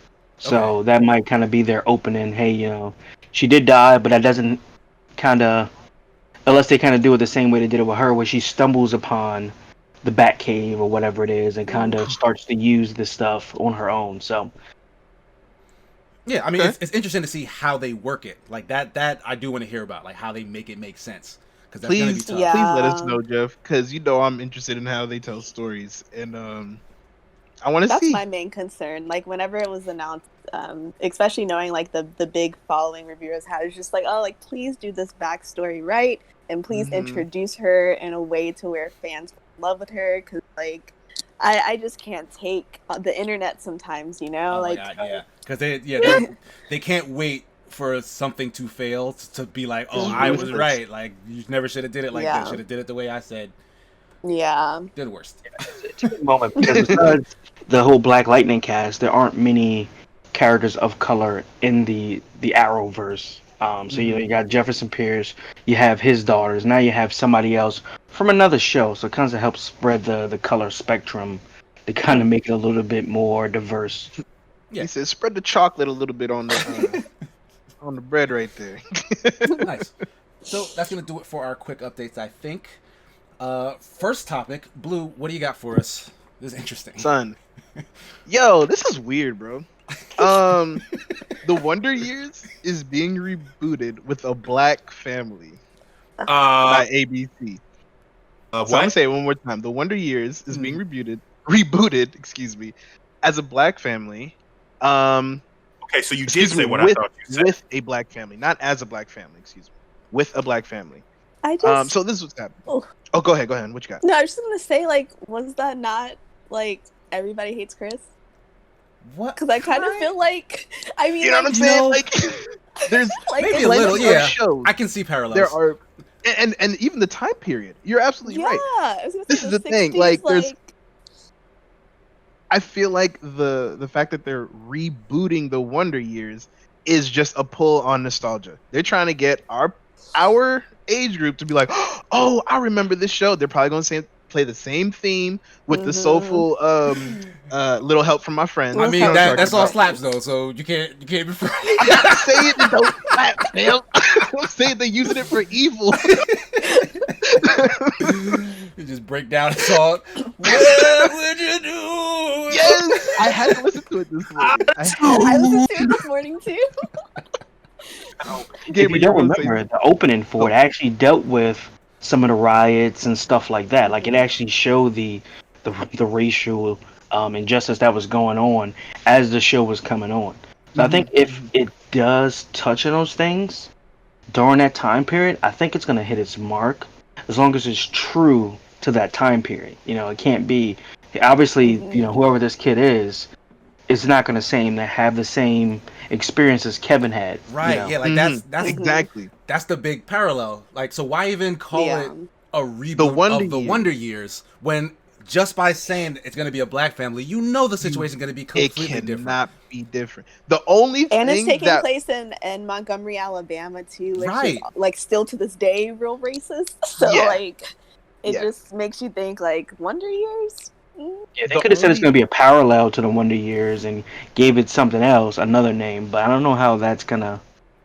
unless it's how they come together through these different trials and still overcome whatever challenges they face.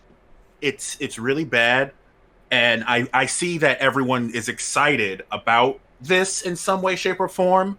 I'm sorry, I'm not. And I say that because... I'm just thinking of the meme of SpongeBob where Mr. Krabs is constantly giving Mrs. Krabs all this useless crap. And it's like... that was Mrs. Puff. I'm sorry, Mrs. Puff. Yeah, and it's like, I just want some police reform. And you're like, but wait a minute, Black Wonder Years. And it's like... yeah. But I don't... That was definitely... yeah, think about it. It was almost the same thing with Hamilton. By the way, I watched that. It was okay. Yeah, I think Hamilton is okay. Give it a hip-hop spin. That was it. And again, I'm not poo-pooing on it, but it just seems really odd. And I don't know if you guys are a fan of NCIS, but I am. Gibbs, one of his rules, I don't believe in coincidences. He said that on Panda Express.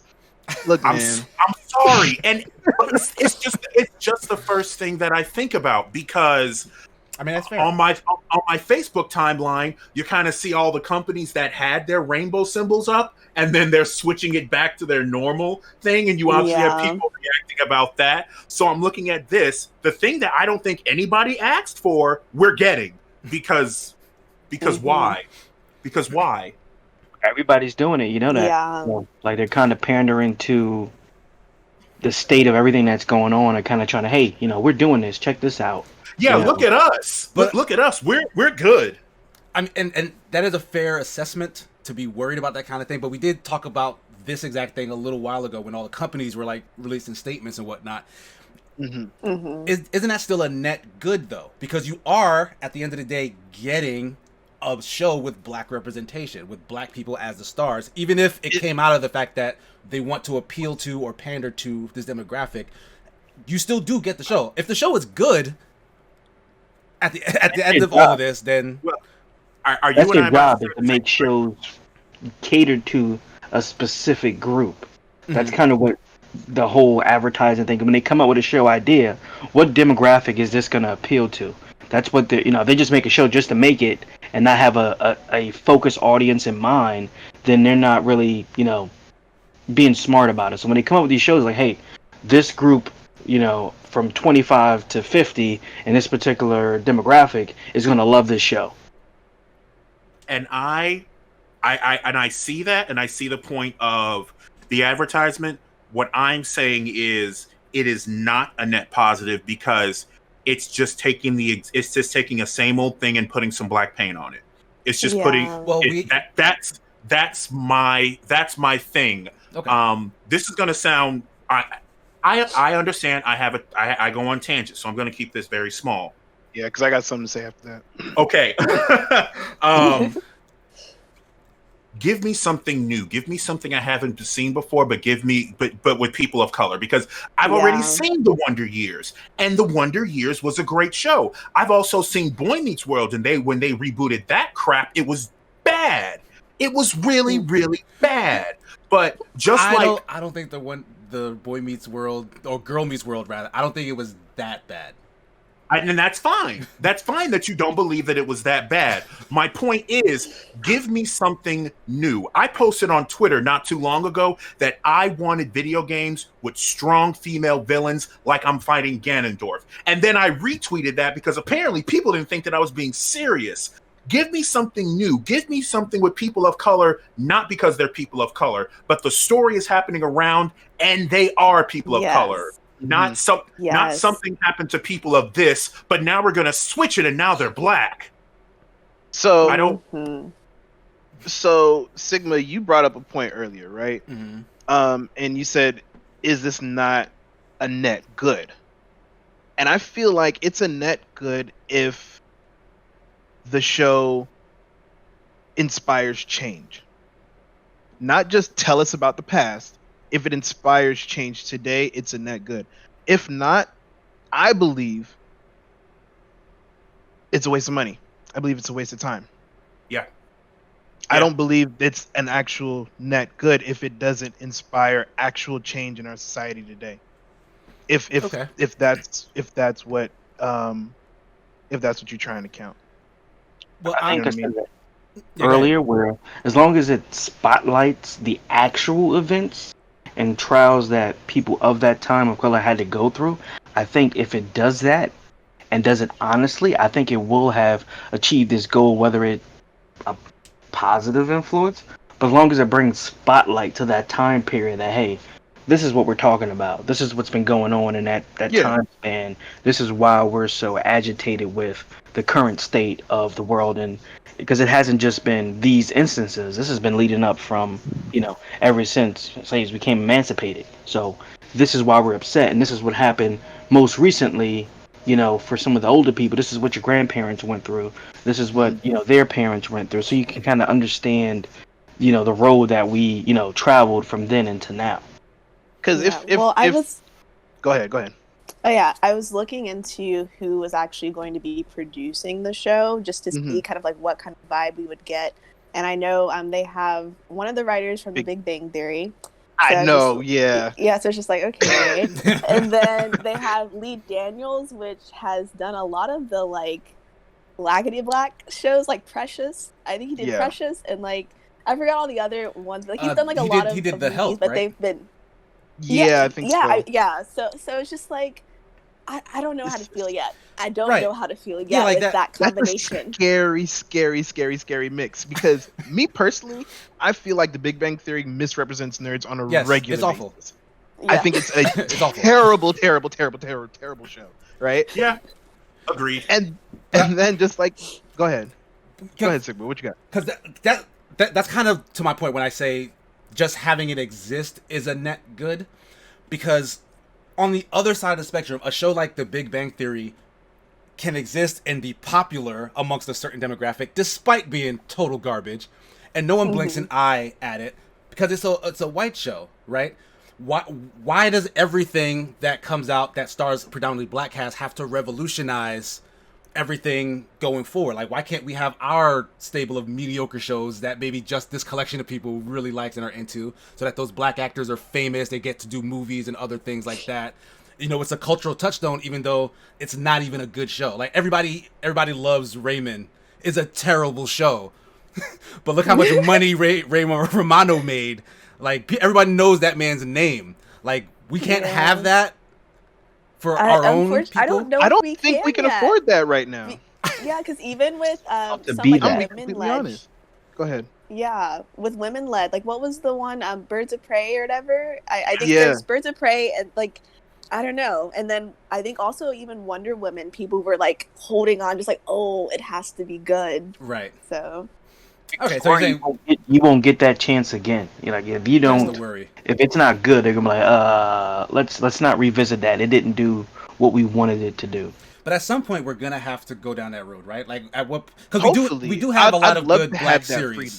You know what I mean? Like, yeah. I just guess right now I don't feel like we can afford to have bad shows. We need. We already do though. Like, everything I know, that Tyler Perry has it put on as a series is awful. You said everything what? Everything Tyler Perry has produced as a series, like a TV sitcom, awful. So we have bad black shows, and those seem to do fine. There are people who like those. Okay. Do those shows help us as people? No. Okay. But they exist. Like, there are black actors who are working. Yes. So that is a net good. That's kind of where I'm coming from. So if we can get something between that, I don't want to settle for mediocrity. That's where I'm at. I don't want to settle for mediocrity. I think, is it good that black actors are working?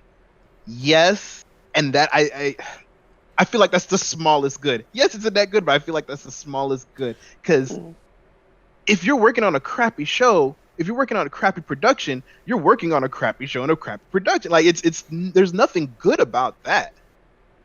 You know what I mean? It's like okay, I'm gonna work in this field. This let's say I'm taking care of crops, right? I'm a farmer. I'm working on this I'm trying to harvest these corn or whatever. It's bad corn, right? I know this analogy is getting crazy. Just listen. I'm waiting for you to shoot. Let's go with bad corn.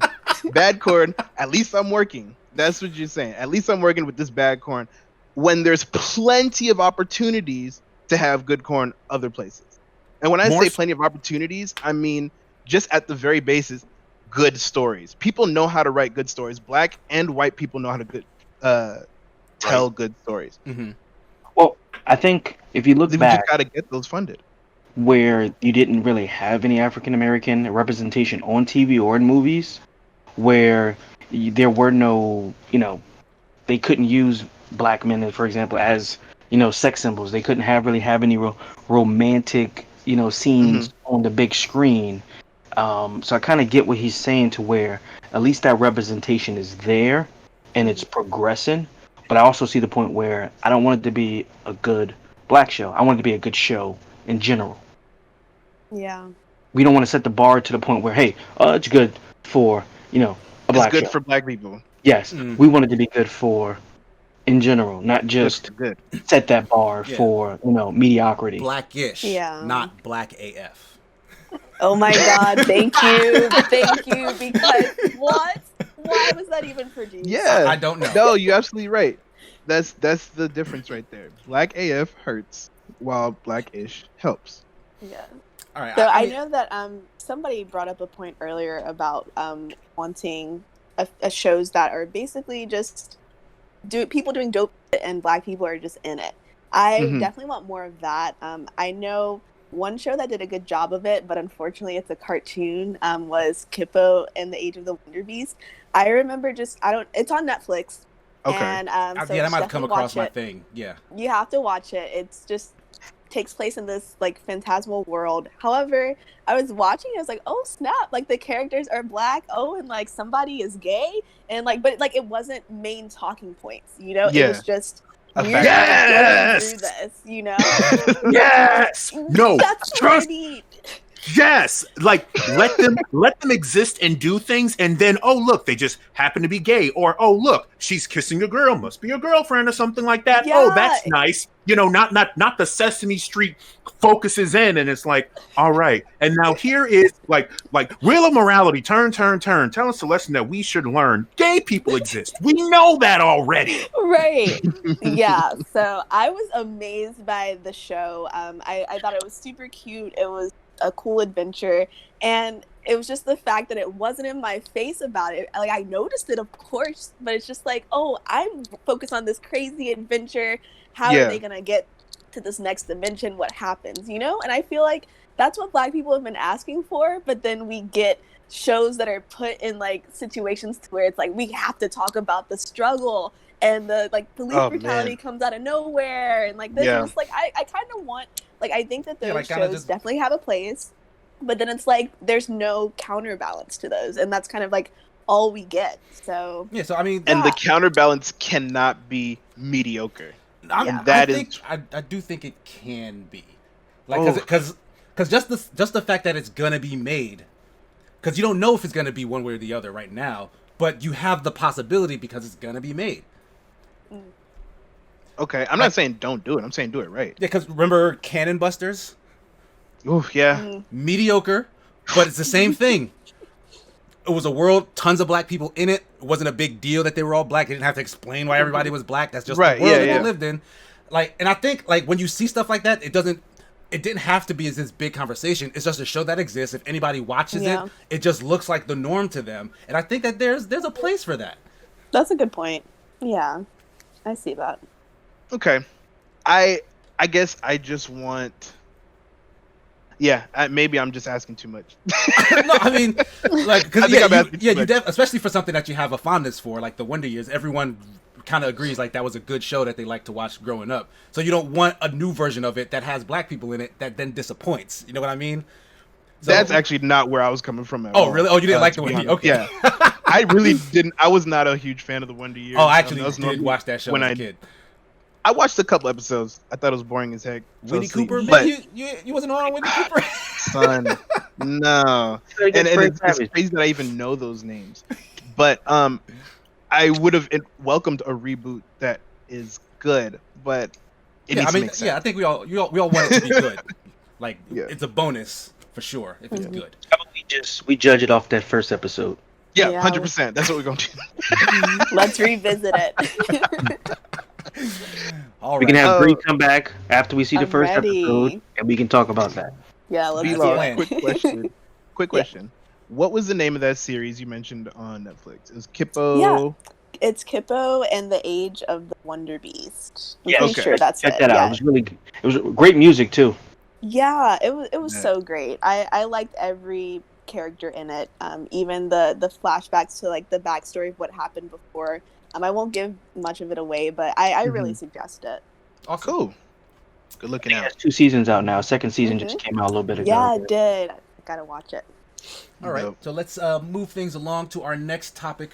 If you guys haven't heard, Last of Us Part 2 released recently, but sadly, one of their main voice actors in the plot, Laura Bailey, is getting death threats over her character Abby's role in the game. I won't spoil anything, but her character does something that you may not like as a fan at Last of Us 2, but the actual real-life voice actress is receiving death threats as a result of her in-game character's actions. So, I mean, this isn't the first time we've heard of a situation like this. Yeah. What is you guys' Game take of Thrones on? happened. Right. I think one of the actors from Game of Thrones also received death threats after the Jon Snow death. This is I hate that this is happening because then it perpetuates like the toxic gaming culture, and it's just like, why, y'all? She is a person. She has like a really cute Twitter. I checked it out. I'm just like, she's so like, oh hey guys, I do voiceovers. Check me out. And like people are just like, you deserve to die, and I'm gonna come find you. It's just like what? Like what? Like where does this energy? Like toxic fandoms is a known quantity. It's like a thing that people who do what we do, you know, engage with media to this degree, are very much so familiar with. But like, why? Yeah, go ahead. Can I put an asterisk on something real quick? Mm-hmm. Or I just want to specify, right? It's toxic gamers for sure. But The Last of Us Part 2 is only on PlayStation. Dang, you about to call out the console? I'm just saying. I don't know if that's fair. Facts. I don't know if that's fair because, you know, like similar situations like this have happened. You know, like for this one specifically, sure. That's all I'm talking about. That's For this hilarious. game, Last of Us Part 2 is only on PlayStation. That's all I'm saying. Go ahead. Let's continue. Oh my gosh. But you're like, what? Right now, I kind of want to see if we can at all dive into the psychology of what would make a person kind of go to this length. Go ahead, gamer. Because they can, and I'll explain why. They have the ability to not only let someone know that they are upset with something, but I get to go and tell that person directly, anonymously, with no repercussions for my actions.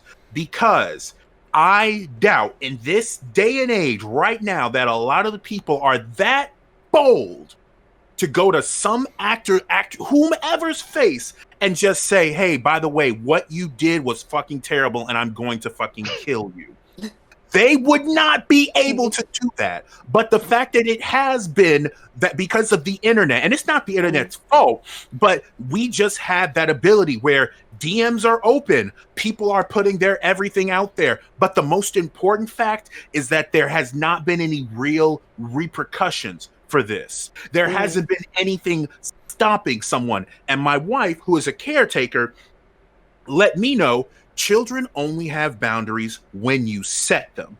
There hasn't been that. They've just been able to just go and do. And then after the fact, reactively, then things are done. There is no reason whatsoever for an actress to be attacked for the actions of the character that she was playing. Absolutely not. No way, shape, or form. Yeah. But all of these people thought that she did a bad job, and instead of keeping it to themselves, they thought she did a bad job, or the character was. No, I think it was more about the character. Okay. No. Okay, it's more so she did such a good job. Here's the thing. The article goes to state that there were a lot of people who said that what the character did was terrible.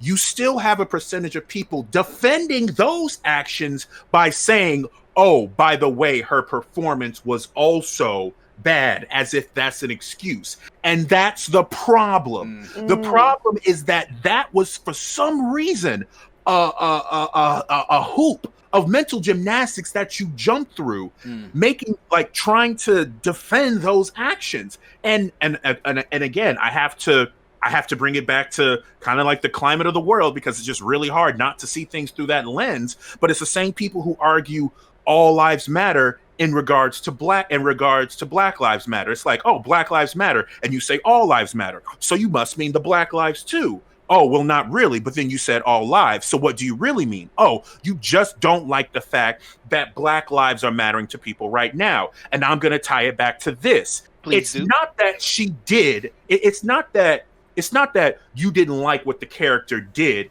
It was the fact that she acted in a way that you did not specifically like. So because you didn't like it, you're going to try to make it personal and let everybody else just gang up on her, because that's really what it is. Like whomever wanted to do this, they wanted to drag her because they didn't like what she did. Except that's not it. Except for the fact that she didn't do anything. She didn't do nothing. She literally didn't. She didn't. She didn't. She just. She was the voice. That's what's so. Yeah, that's what's so like insane about this. I think these are people who are just looking for an excuse. They can point this anger anywhere. It just so happened that this came up, and this is the battle they chose. So they were going to troll anywhere. So it just so happens that this is what they picked. And so, it's just sorry, Jeff. Go ahead. No, you're good. Go ahead. I was gonna say it's disgusting that this is how they troll people. Yeah. This is how they troll people, by sending death threats that they're definitely not going to carry out, right? And scaring good working people out their minds. Because I'm sure, as much as many of us believe that these are all idle threats, nothing's going to be carried out, I'm sure she's still sleeping with one eye open, just in case. Yeah, I mean, how can you not? Never know. Exactly. And it's sad that it's so easy to do that to people, and she's really getting punished for an amazing performance. Yeah. That's really what's happening. Whenever I hate an actor, it's because they did such a good job. Joffrey from Game of Thrones. I hate that man, but Yeah. I hate that character, but not the actor. And I love the actor for making me hate him. You know what I mean? Like, Mhm.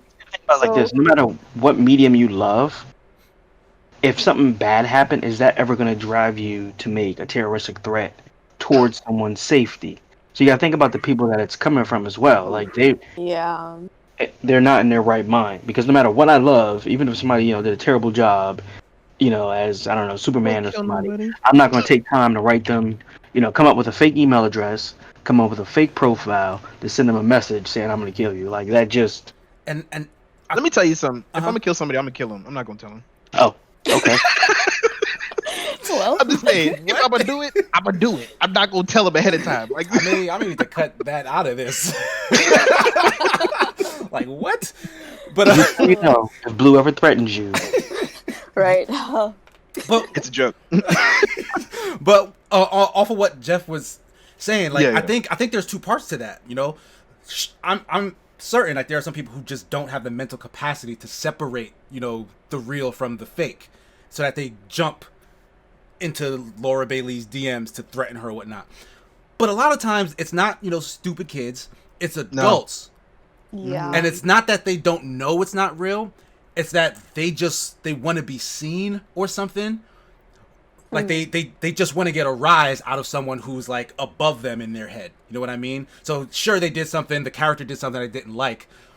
So rather than, sit with that themselves, they're like, I have the ability, like Gamer said, to be anonymous and go find them immediately on the internet, and I'm just gonna say some wild stuff. I don't mean it. I don't really like. Honestly, I've been guilty of something to a much lesser degree myself. I used to follow a journalist, I forget his name, Jonathan Holmes from Destructoid. Okay.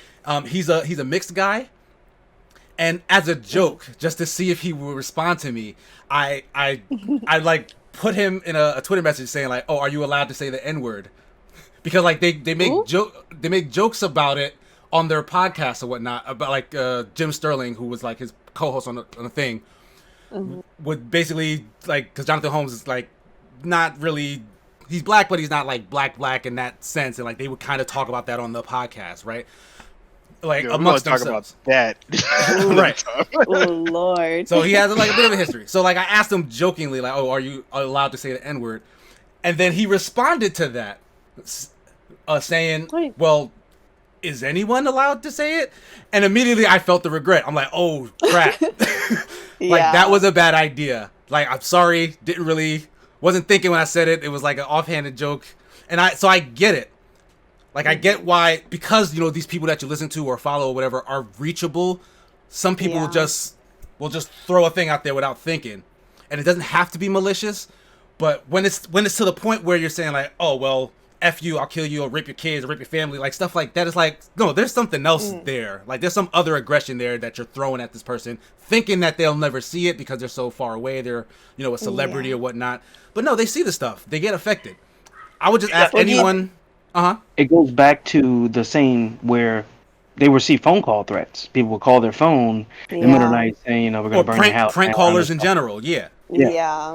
I just wonder if we'll ever live like within our generation, if the internet will ever be policed. I feel like on policing, we already know how in real life policing's going. So then I don't really know if I have faith in internet policing. Yeah, I don't know. I don't think that's fine line. It's a fine line between freedom of speech and net neutrality. Don't be a bad person. Yeah, but there's so much though, because like, okay, we're here at the internet, and then like people in technology are already working on VR. Then you're gonna need like VR policing, like not like getting too far into it, but I just feel like that's one area where we've consistently been behind. And it's not like these things are new. We know it. Like, we just count it as like toxic community, toxic culture. But it's like, we gonna do something about it, or is it just gonna keep happening? It's all in the name of American freedom. Yeah. It's already happening. Like, for example, when we go and look at something online, and it shows up on Facebook. Yeah. So it's being monitored, but it's being monitored for profit as opposed to keep an eye on dangerous, hate speech or, potential terroristic acts or, things like that, So I think it might be getting that way. We just might not be aware of it. Yeah. I will say, though, unfortunately, I'm not going to be adding anything positive, but this is just the internet that we know of. There is still a significantly deeper part of the internet that is not covered for that exact reason. Yeah. Yeah. Bro, back in the military, I saw some different networks. I'll tell you that much. Wow. You down there with Dread Pirate Roberts? like if you think the people that reply to Trump's posts are bad, never go on the dark net. Just don't do. I'm not serious. What are you doing on there? I'm curious. I am making mistakes so you don't have to. Silence. Oh my god. All right, so all the nasty stuff just right. Yeah, mine just went like, you know what? That's a good question. What am I doing down here? Like, you got me there. All right, we're gonna move off of the darknet stuff and that story again to our final one. Gamer, what do you got for us? So it seems as if Sony has acquired a minority stake in Epic, more specifically with the Unreal Engine 5. Epic CEO Tim Sweeney has said that they had began discussing buying the $250 million stake in the Unreal Engine, saying that I guess they liked it. Now, what I saw from their PS5 demo, it was fantastic. It was impressive. It looked very, very nice. And I am actually curious and hopeful for what games could possibly come out of this. I will say this. I will definitely say that. It is, even as jaded as I can be, I look at this and I'm just like, yeah, that looks pretty. Pretty. But it now means that Sony has just that much more of Epic. And now in my head, I'm like, how much more? Well, I can actually tell you, okay, so this is like where I love tech news. I'm all up in it. And as soon as I saw this deal, I was like, what does it really mean? Because and I love Epic. They're actually from North Carolina, so yes. Hey. But also, I was looking at the last time that they had fundraised, and they got like a similar amount of money. It was like $330 million from Tencent Holdings back in like 2012. Yeah, Tencent. And I was like, oh shoot, like Tencent. Yeah, it's like Tencent owns like 40%, like at that time before dilution. So it's like, okay, what does this mean for Sony? But then I like looked at their current valuation, and it is a minor stake. It's only like 1.4%, because Epic is worth like 17 billion, I think. Like, they're worth a lot. Yeah, thanks to those Fortnite. numbers were tripping me out. Thanks to Fortnite. 250 mil minor. I was like, wow. Yeah, exactly. Yeah, it seems like so much money, and it is. But I know that before this round, Epic was hoping to raise 750 million. For what? I'm not sure, because their revenue is pretty good. They're making like 5 billion, or I think they're supposed to make like $5 billion this year in revenue. So it's just like, it just makes me wonder, like, what are y'all building back there? Like, can they like make some good black hair in them games? Like, just, like throw like 1 mil at it, please. Exactly, like, that's all we need. Just get like some cool black designers. Some good pigments. It's a lot of money for a free-to-play game for them to rake in. You got to think about that's all microtransactions. Yeah, and it's because it's free. Like, everyone has access to it. It's that popular, so the amount of people who can just log right in and then be susceptible to buying is that high. So I did want to talk about because some people, like, I'm glad you brought that point up, Bryanda, about the stake as being so small, because some people looked at that and was like, oh, now Sony's going to be able to tell Epic to do this, to do that. I mean, not at all. No. Epic is a much bigger company than Sony is. Like, all of Sony, not just Sony games. They are much bigger than music, all that. Yeah. So the only benefit is, like, you know, the better Epic does, and it will do good because they have Unreal Engine, which is going to be used in all sorts of consoles, not just Sony's new stuff. So Sony's going to benefit from that as an investor. Which Sony, because Sony needs more capital. Like, I feel like Sony spends a lot of money.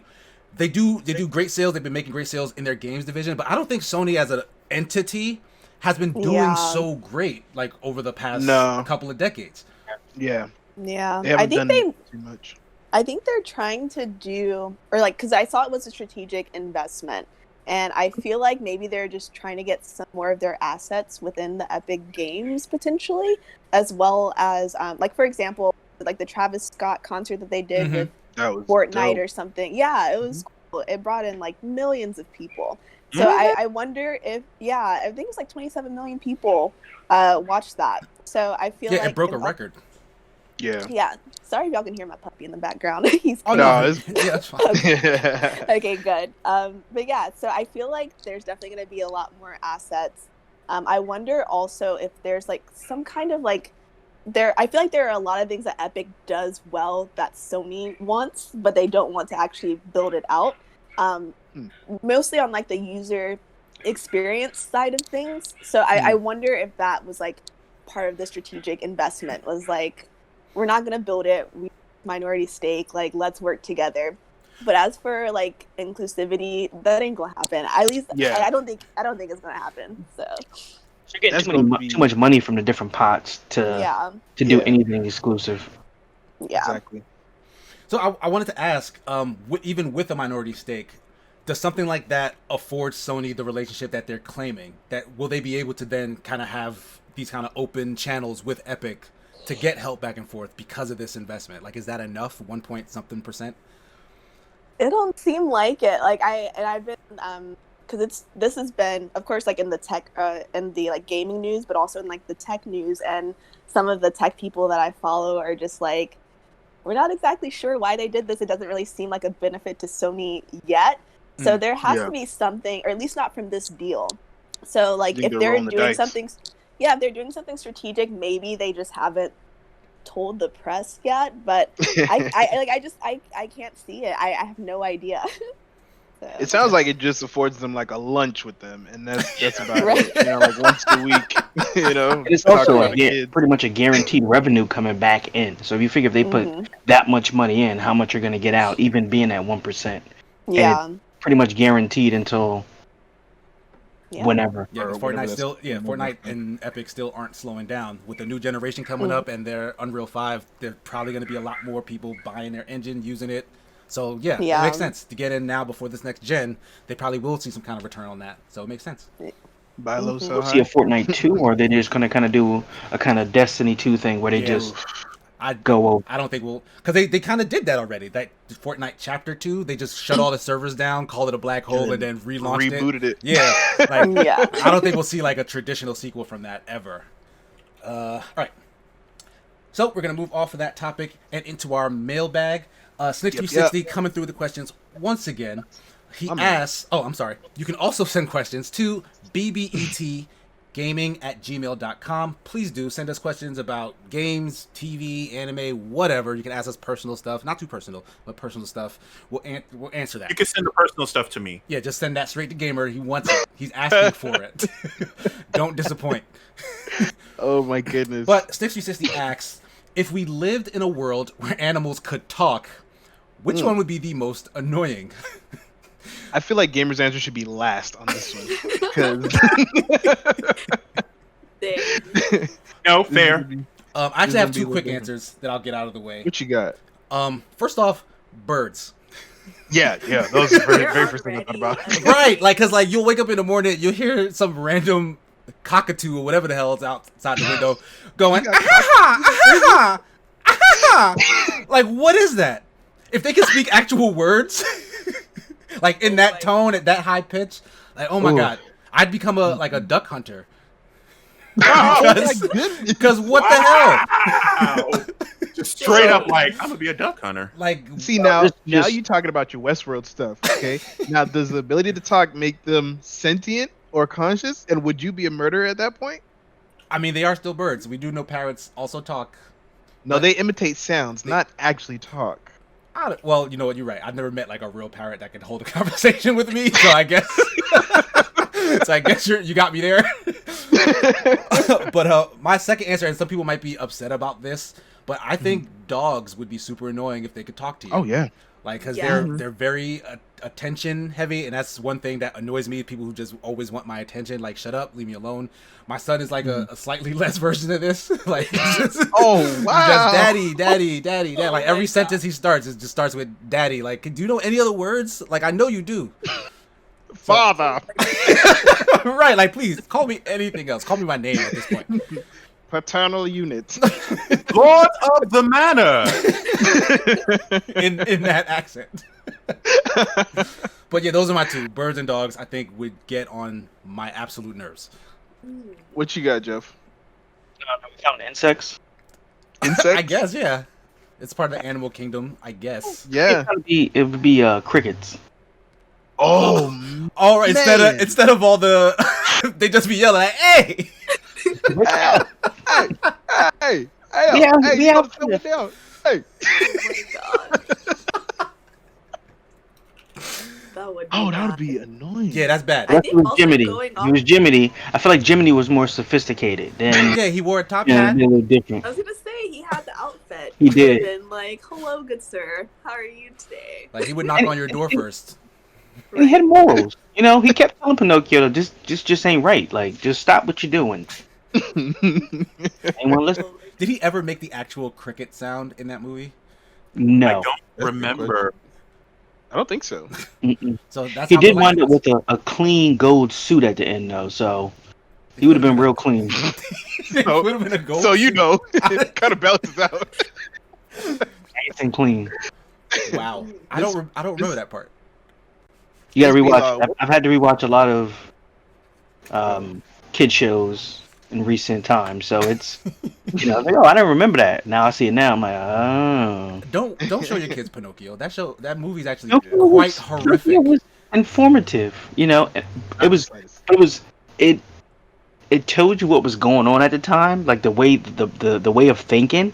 It was like, hey kids, if you do anything your parents told you not to do, this is what's gonna happen to you. It was kind of that, but as a kid, you didn't see that. You just saw, colors and this puppet and whatnot. Small thing is, I watched Madagascar with him the other day too, and I didn't realize like King Julian, they gave him like a Jamaican accent, and they It was Caribbean. Yeah. Like, I like to move it. And for some reason, I can picture myself just looking over and seeing blue.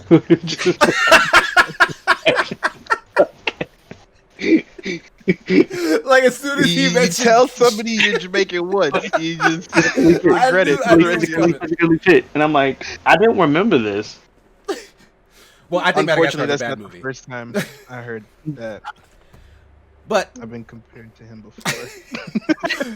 so what do the rest of you guys have for annoying animals? I would say so. Going off the insect thing.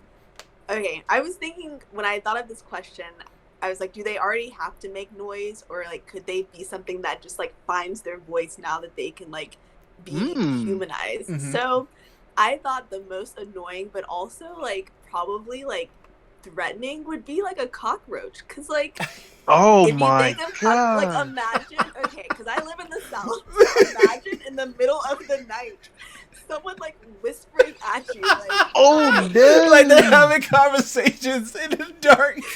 Like before you turn on the kitchen light, you're like, hey, hand me that crumb. I know everybody's scattered. Get out! Oh, they coming! Oh my god. That's She's sleeping right now. Get in the kitchen. They would I hear also footsteps. probably Run. Oh no. be like, oh wow, it's real dirty. We about to have a party up in here. Oh no! Like, they're just talking trash about you. It's like I was gonna clean tomorrow. Like his mouth's open. Get him. Oh no! Oh my god. Oh, that's Yo. like, yeah. That's Always bad. reminds me of Joe's Apartment when I was like, it's Yes. just like that movie. That movie, yeah. Oh, I thought it was one of your friends. I was like, dang, you gonna put him on blast like that? You know my boy Joe over there? Yeah, his apartment's terrible. It would be When did that loud. come out? I want to That came say out in the, like in- early 2000s, maybe. yeah, I think it was like early 2000s. Yeah, that was a That wild was a weird concept movie. for a movie. Yeah. You guys are hitting on a lot of good points. I'd have to say, after living with some for a couple of years, cats. Listening to cats talk would be because they have an attitude and they're never wrong. That's why You know I what I'm love. That's saying? why I love Like- my cat. Honestly. Like cats will stare you in the face, and that's the thing, right? They'll choose not to talk. That's the thing. I know there's going to be a lot of animals that just gonna be talking 24/7. Cats will give you the silent treatment, and you'll feel it. All right, no, I'm not trying to deal with that too. You be That like, is a good hey one. yo, Persia, tell him that story you told me. Just stare you in your face. No. I'm not gonna- Like, I don't. Where's my feel food like at? Day. Let's talk about Not the important food. things. I have a migraine. I want some food and some coffee. Just because I don't drink coffee doesn't mean I don't want to knock it over. All right. That's exactly how cats gonna Like, be talking. put food in my bowl now, right now. Like, fine, okay, thank you. Oh, And you then must not like she your just walks furniture. away. Like after you put the food in, she just leaves. Exactly right. Good. Yeah, that would be They annoying. be calling you names. You be the pet. Right? Like she called you a pet name. Good man. Change my litter. Yes. All right. Bigger. Fill my bowl. So actually, mine was between two, and Blue already took the one I was going to say, because my wife and I actually had a conversation to that effect, because I'll be doing something and I'm just being nice, like oh hey, do you need anything? Do you need anything while I'm up? No, I'm fine. Okay, I go to the kitchen, get my thing. I'm about to come back, and I'm about to come back over to the door, and it's like, husband, what? Could you actually? I literally asked you if you wanted anything, and you said no. Well, I didn't want anything then. Oh my goodness. You trying to get us in trouble? I cannot agree with you on this. You are trying to get us in trouble. Y'all just need to be quiet. sir. You know, girls listen. But So I was actually so you said birds, you said insects, you said cats. I'm going to say fish. Okay. Elaborate. Because okay, now here's the thing. The idea is that they can talk, right? Mm-hmm. So they can talk and we can hear them, right? Like the cockroaches in your ear and stuff like that. Yeah.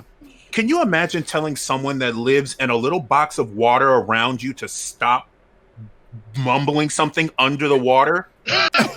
American Dad is the first thing I thought about. When he said that Klaus is bad annoying. Klaus is bad annoying. Like, Oh my God. seriously. Like, because here's the thing. They're having full conversations, and all you hear is... That's what you're telling us. Oh my God. like, and then what am I supposed to do? And like, Duck your 'cause head underwater. Well, exactly. I'm either gonna yell at the water, and they're gonna look at me like, "What's this guy's problem? What's he?" Or Like, we're not talking to you. or right, or I'm gonna like duck my head under the water and try to tell them, hey, can you guys shut up? I'm trying to read here. And they're going to scatter because, oh no, human put his head in here. He's trying to eat us. Yeah, there's a lot. Like, stay in your lane, mouth breather. There's like, see, and see, like I don't know if there's fish anything like slurs. that. Right, I don't know if there's anything like that up there too, because when I feed them and I'm like, sprinkle, sprinkle, sprinkle, sprinkle, I'm not Mr. Rogers or anything like that, so I don't know what they could be saying to me. But they could put their head above the water, right? Or not the head, because they are their head, right? They could put their mouth above the water and their gills like right underneath. They could actually talk to you. Hey, yo, hey, let me get some flakes, bro. You know what I mean? Like, we hungry, Chief? It could be like right there underneath. Wash your hands, fam. I saw you. You dirty. Oh my god. But what about Coach fish in, like, the cockroaches lake was or, talking like, about you. ocean? Wait, thank Just you. loud? Because here's the thing. Do you know where else you constantly see them? The museum, the aquarium, Red Lobster. Imagine all those places that are closed during the quarantine right now. The lobsters in the tank. Oh, yeah. No, you're right. Like, I don't know and those lobsters, they're right there. You walk through the front door, and they are right there, knowing that someone is going to pick them up and take them back to that kitchen. And you got all their other little lobster brothers and sisters just like, yo, Scott, no. You got to think Do about they it. know that, though? And that was the whole thing of... Sound doesn't travel through water as well as it does through air, so you probably won't hear as much. True. Hopefully. But what was that movie, that Seth Rogen movie with the Sausage Party? Sausage Party. Remember how they didn't know that they was going to get eaten? They didn't know their purpose? Yeah. Yes. But then they Imagine found something out like that. all over Deep when he went to get that, when they wanted to give him a lobster, when he bought the lobster from the boys. Oh, yeah. The boys, that's right. The Deep, the Aquaman character, was talking about the lobsters, and he's like, "Yeah, I'll get you out of here," and they chop the head off right there. Gosh, the boys! Oh, Season 2's coming out. I'm excited. I know, yeah. Okay, those are all. But that was a nice stand. Yeah, those are all really good answers. Yeah. But that's gonna bring us to the end of this episode. Yeah. Jeff, where can people find you if they're looking for you on the internet? So if you are looking, you can find me on Superman Jeff 12 across Twitter, Facebook, Instagram, Twitch now, because Mixer is dying. So if you are following us on on Mixer, please kind of migrate over either the YouTube or Twitch. So where can people find you, Mr. Bones? Oh man, you going all out of order, man. Okay, sorry. It's your boy Blue Bones BLUB0NES. Yeah, hit me up. That's how you spell it. BLUB0NES. Hit me up on Twitter, Facebook, Instagram, everything. Twitch too. Yeah, there's no XB anymore. That's a thing of the past. Got rid of it. Yeah. Right. How about that's you, where I'm at. Gamer. Oh, see, everything's just out of order. Yeah, everyone's confused now. Right? Jeff threw a wrench in the hole. Like, I'm just not used to my lead-in. You know what? Let me fix that. So, Mr. Gamer, where can people find you if they are looking for you on the internet? Hello there. Well, That's not how it sounds. That's exactly how you sound, Phil. That's exactly how you sound. That is exactly how you sound, good sir. All right. Oh my God. Where can they find you, Gamer? So obviously you can find me at startbuttonreview.com. That is start button like on the controller, review.com. I am SBRMRGAMER on all social media platforms except Twitter and then Twitch and then Instagram. There's an underscore between SBR and then Mr. Gamer. And then I also have my podcast, SBR Reports, that goes up every Friday. Nice. And Sigma, where can they get you? You guys can find me on pretty much all social media at SigmaGears9. You can find me on Facebook at Sigma and Sun. You can find my 3-minute reviews as well as opinion pieces or live streams with Escapist Magazine on their website or the Escapist Magazine YouTube. Like I said, on Tuesday, when this podcast drops, the latest review for Neon Abyss will probably drop either on that same day or sometime afterwards. So keep a lookout for that. Miss B Law, where can people find you if they're looking for you on the internet? Yeah, you can find me on Quirktastic. So you can either do our Instagram, of course, Instagram or Twitter, we're Quirktastic_CO, or on the app, I am B Law. So you can hang out with me there. We can chat if you want. Awesome. Thank you so much for coming through to the GamesCast. Really enjoyed your time here. Hope you did as well, and hope we'll see you at some point in the future, if you like. Sounds good. Yes, awesome. Yeah, thanks all. No problem. Thanks to the rest of my co-hosts. Thanks to everybody who's watching and listening. We really appreciate the support. That's going to do it for episode 54. Peace. Deuces, yo.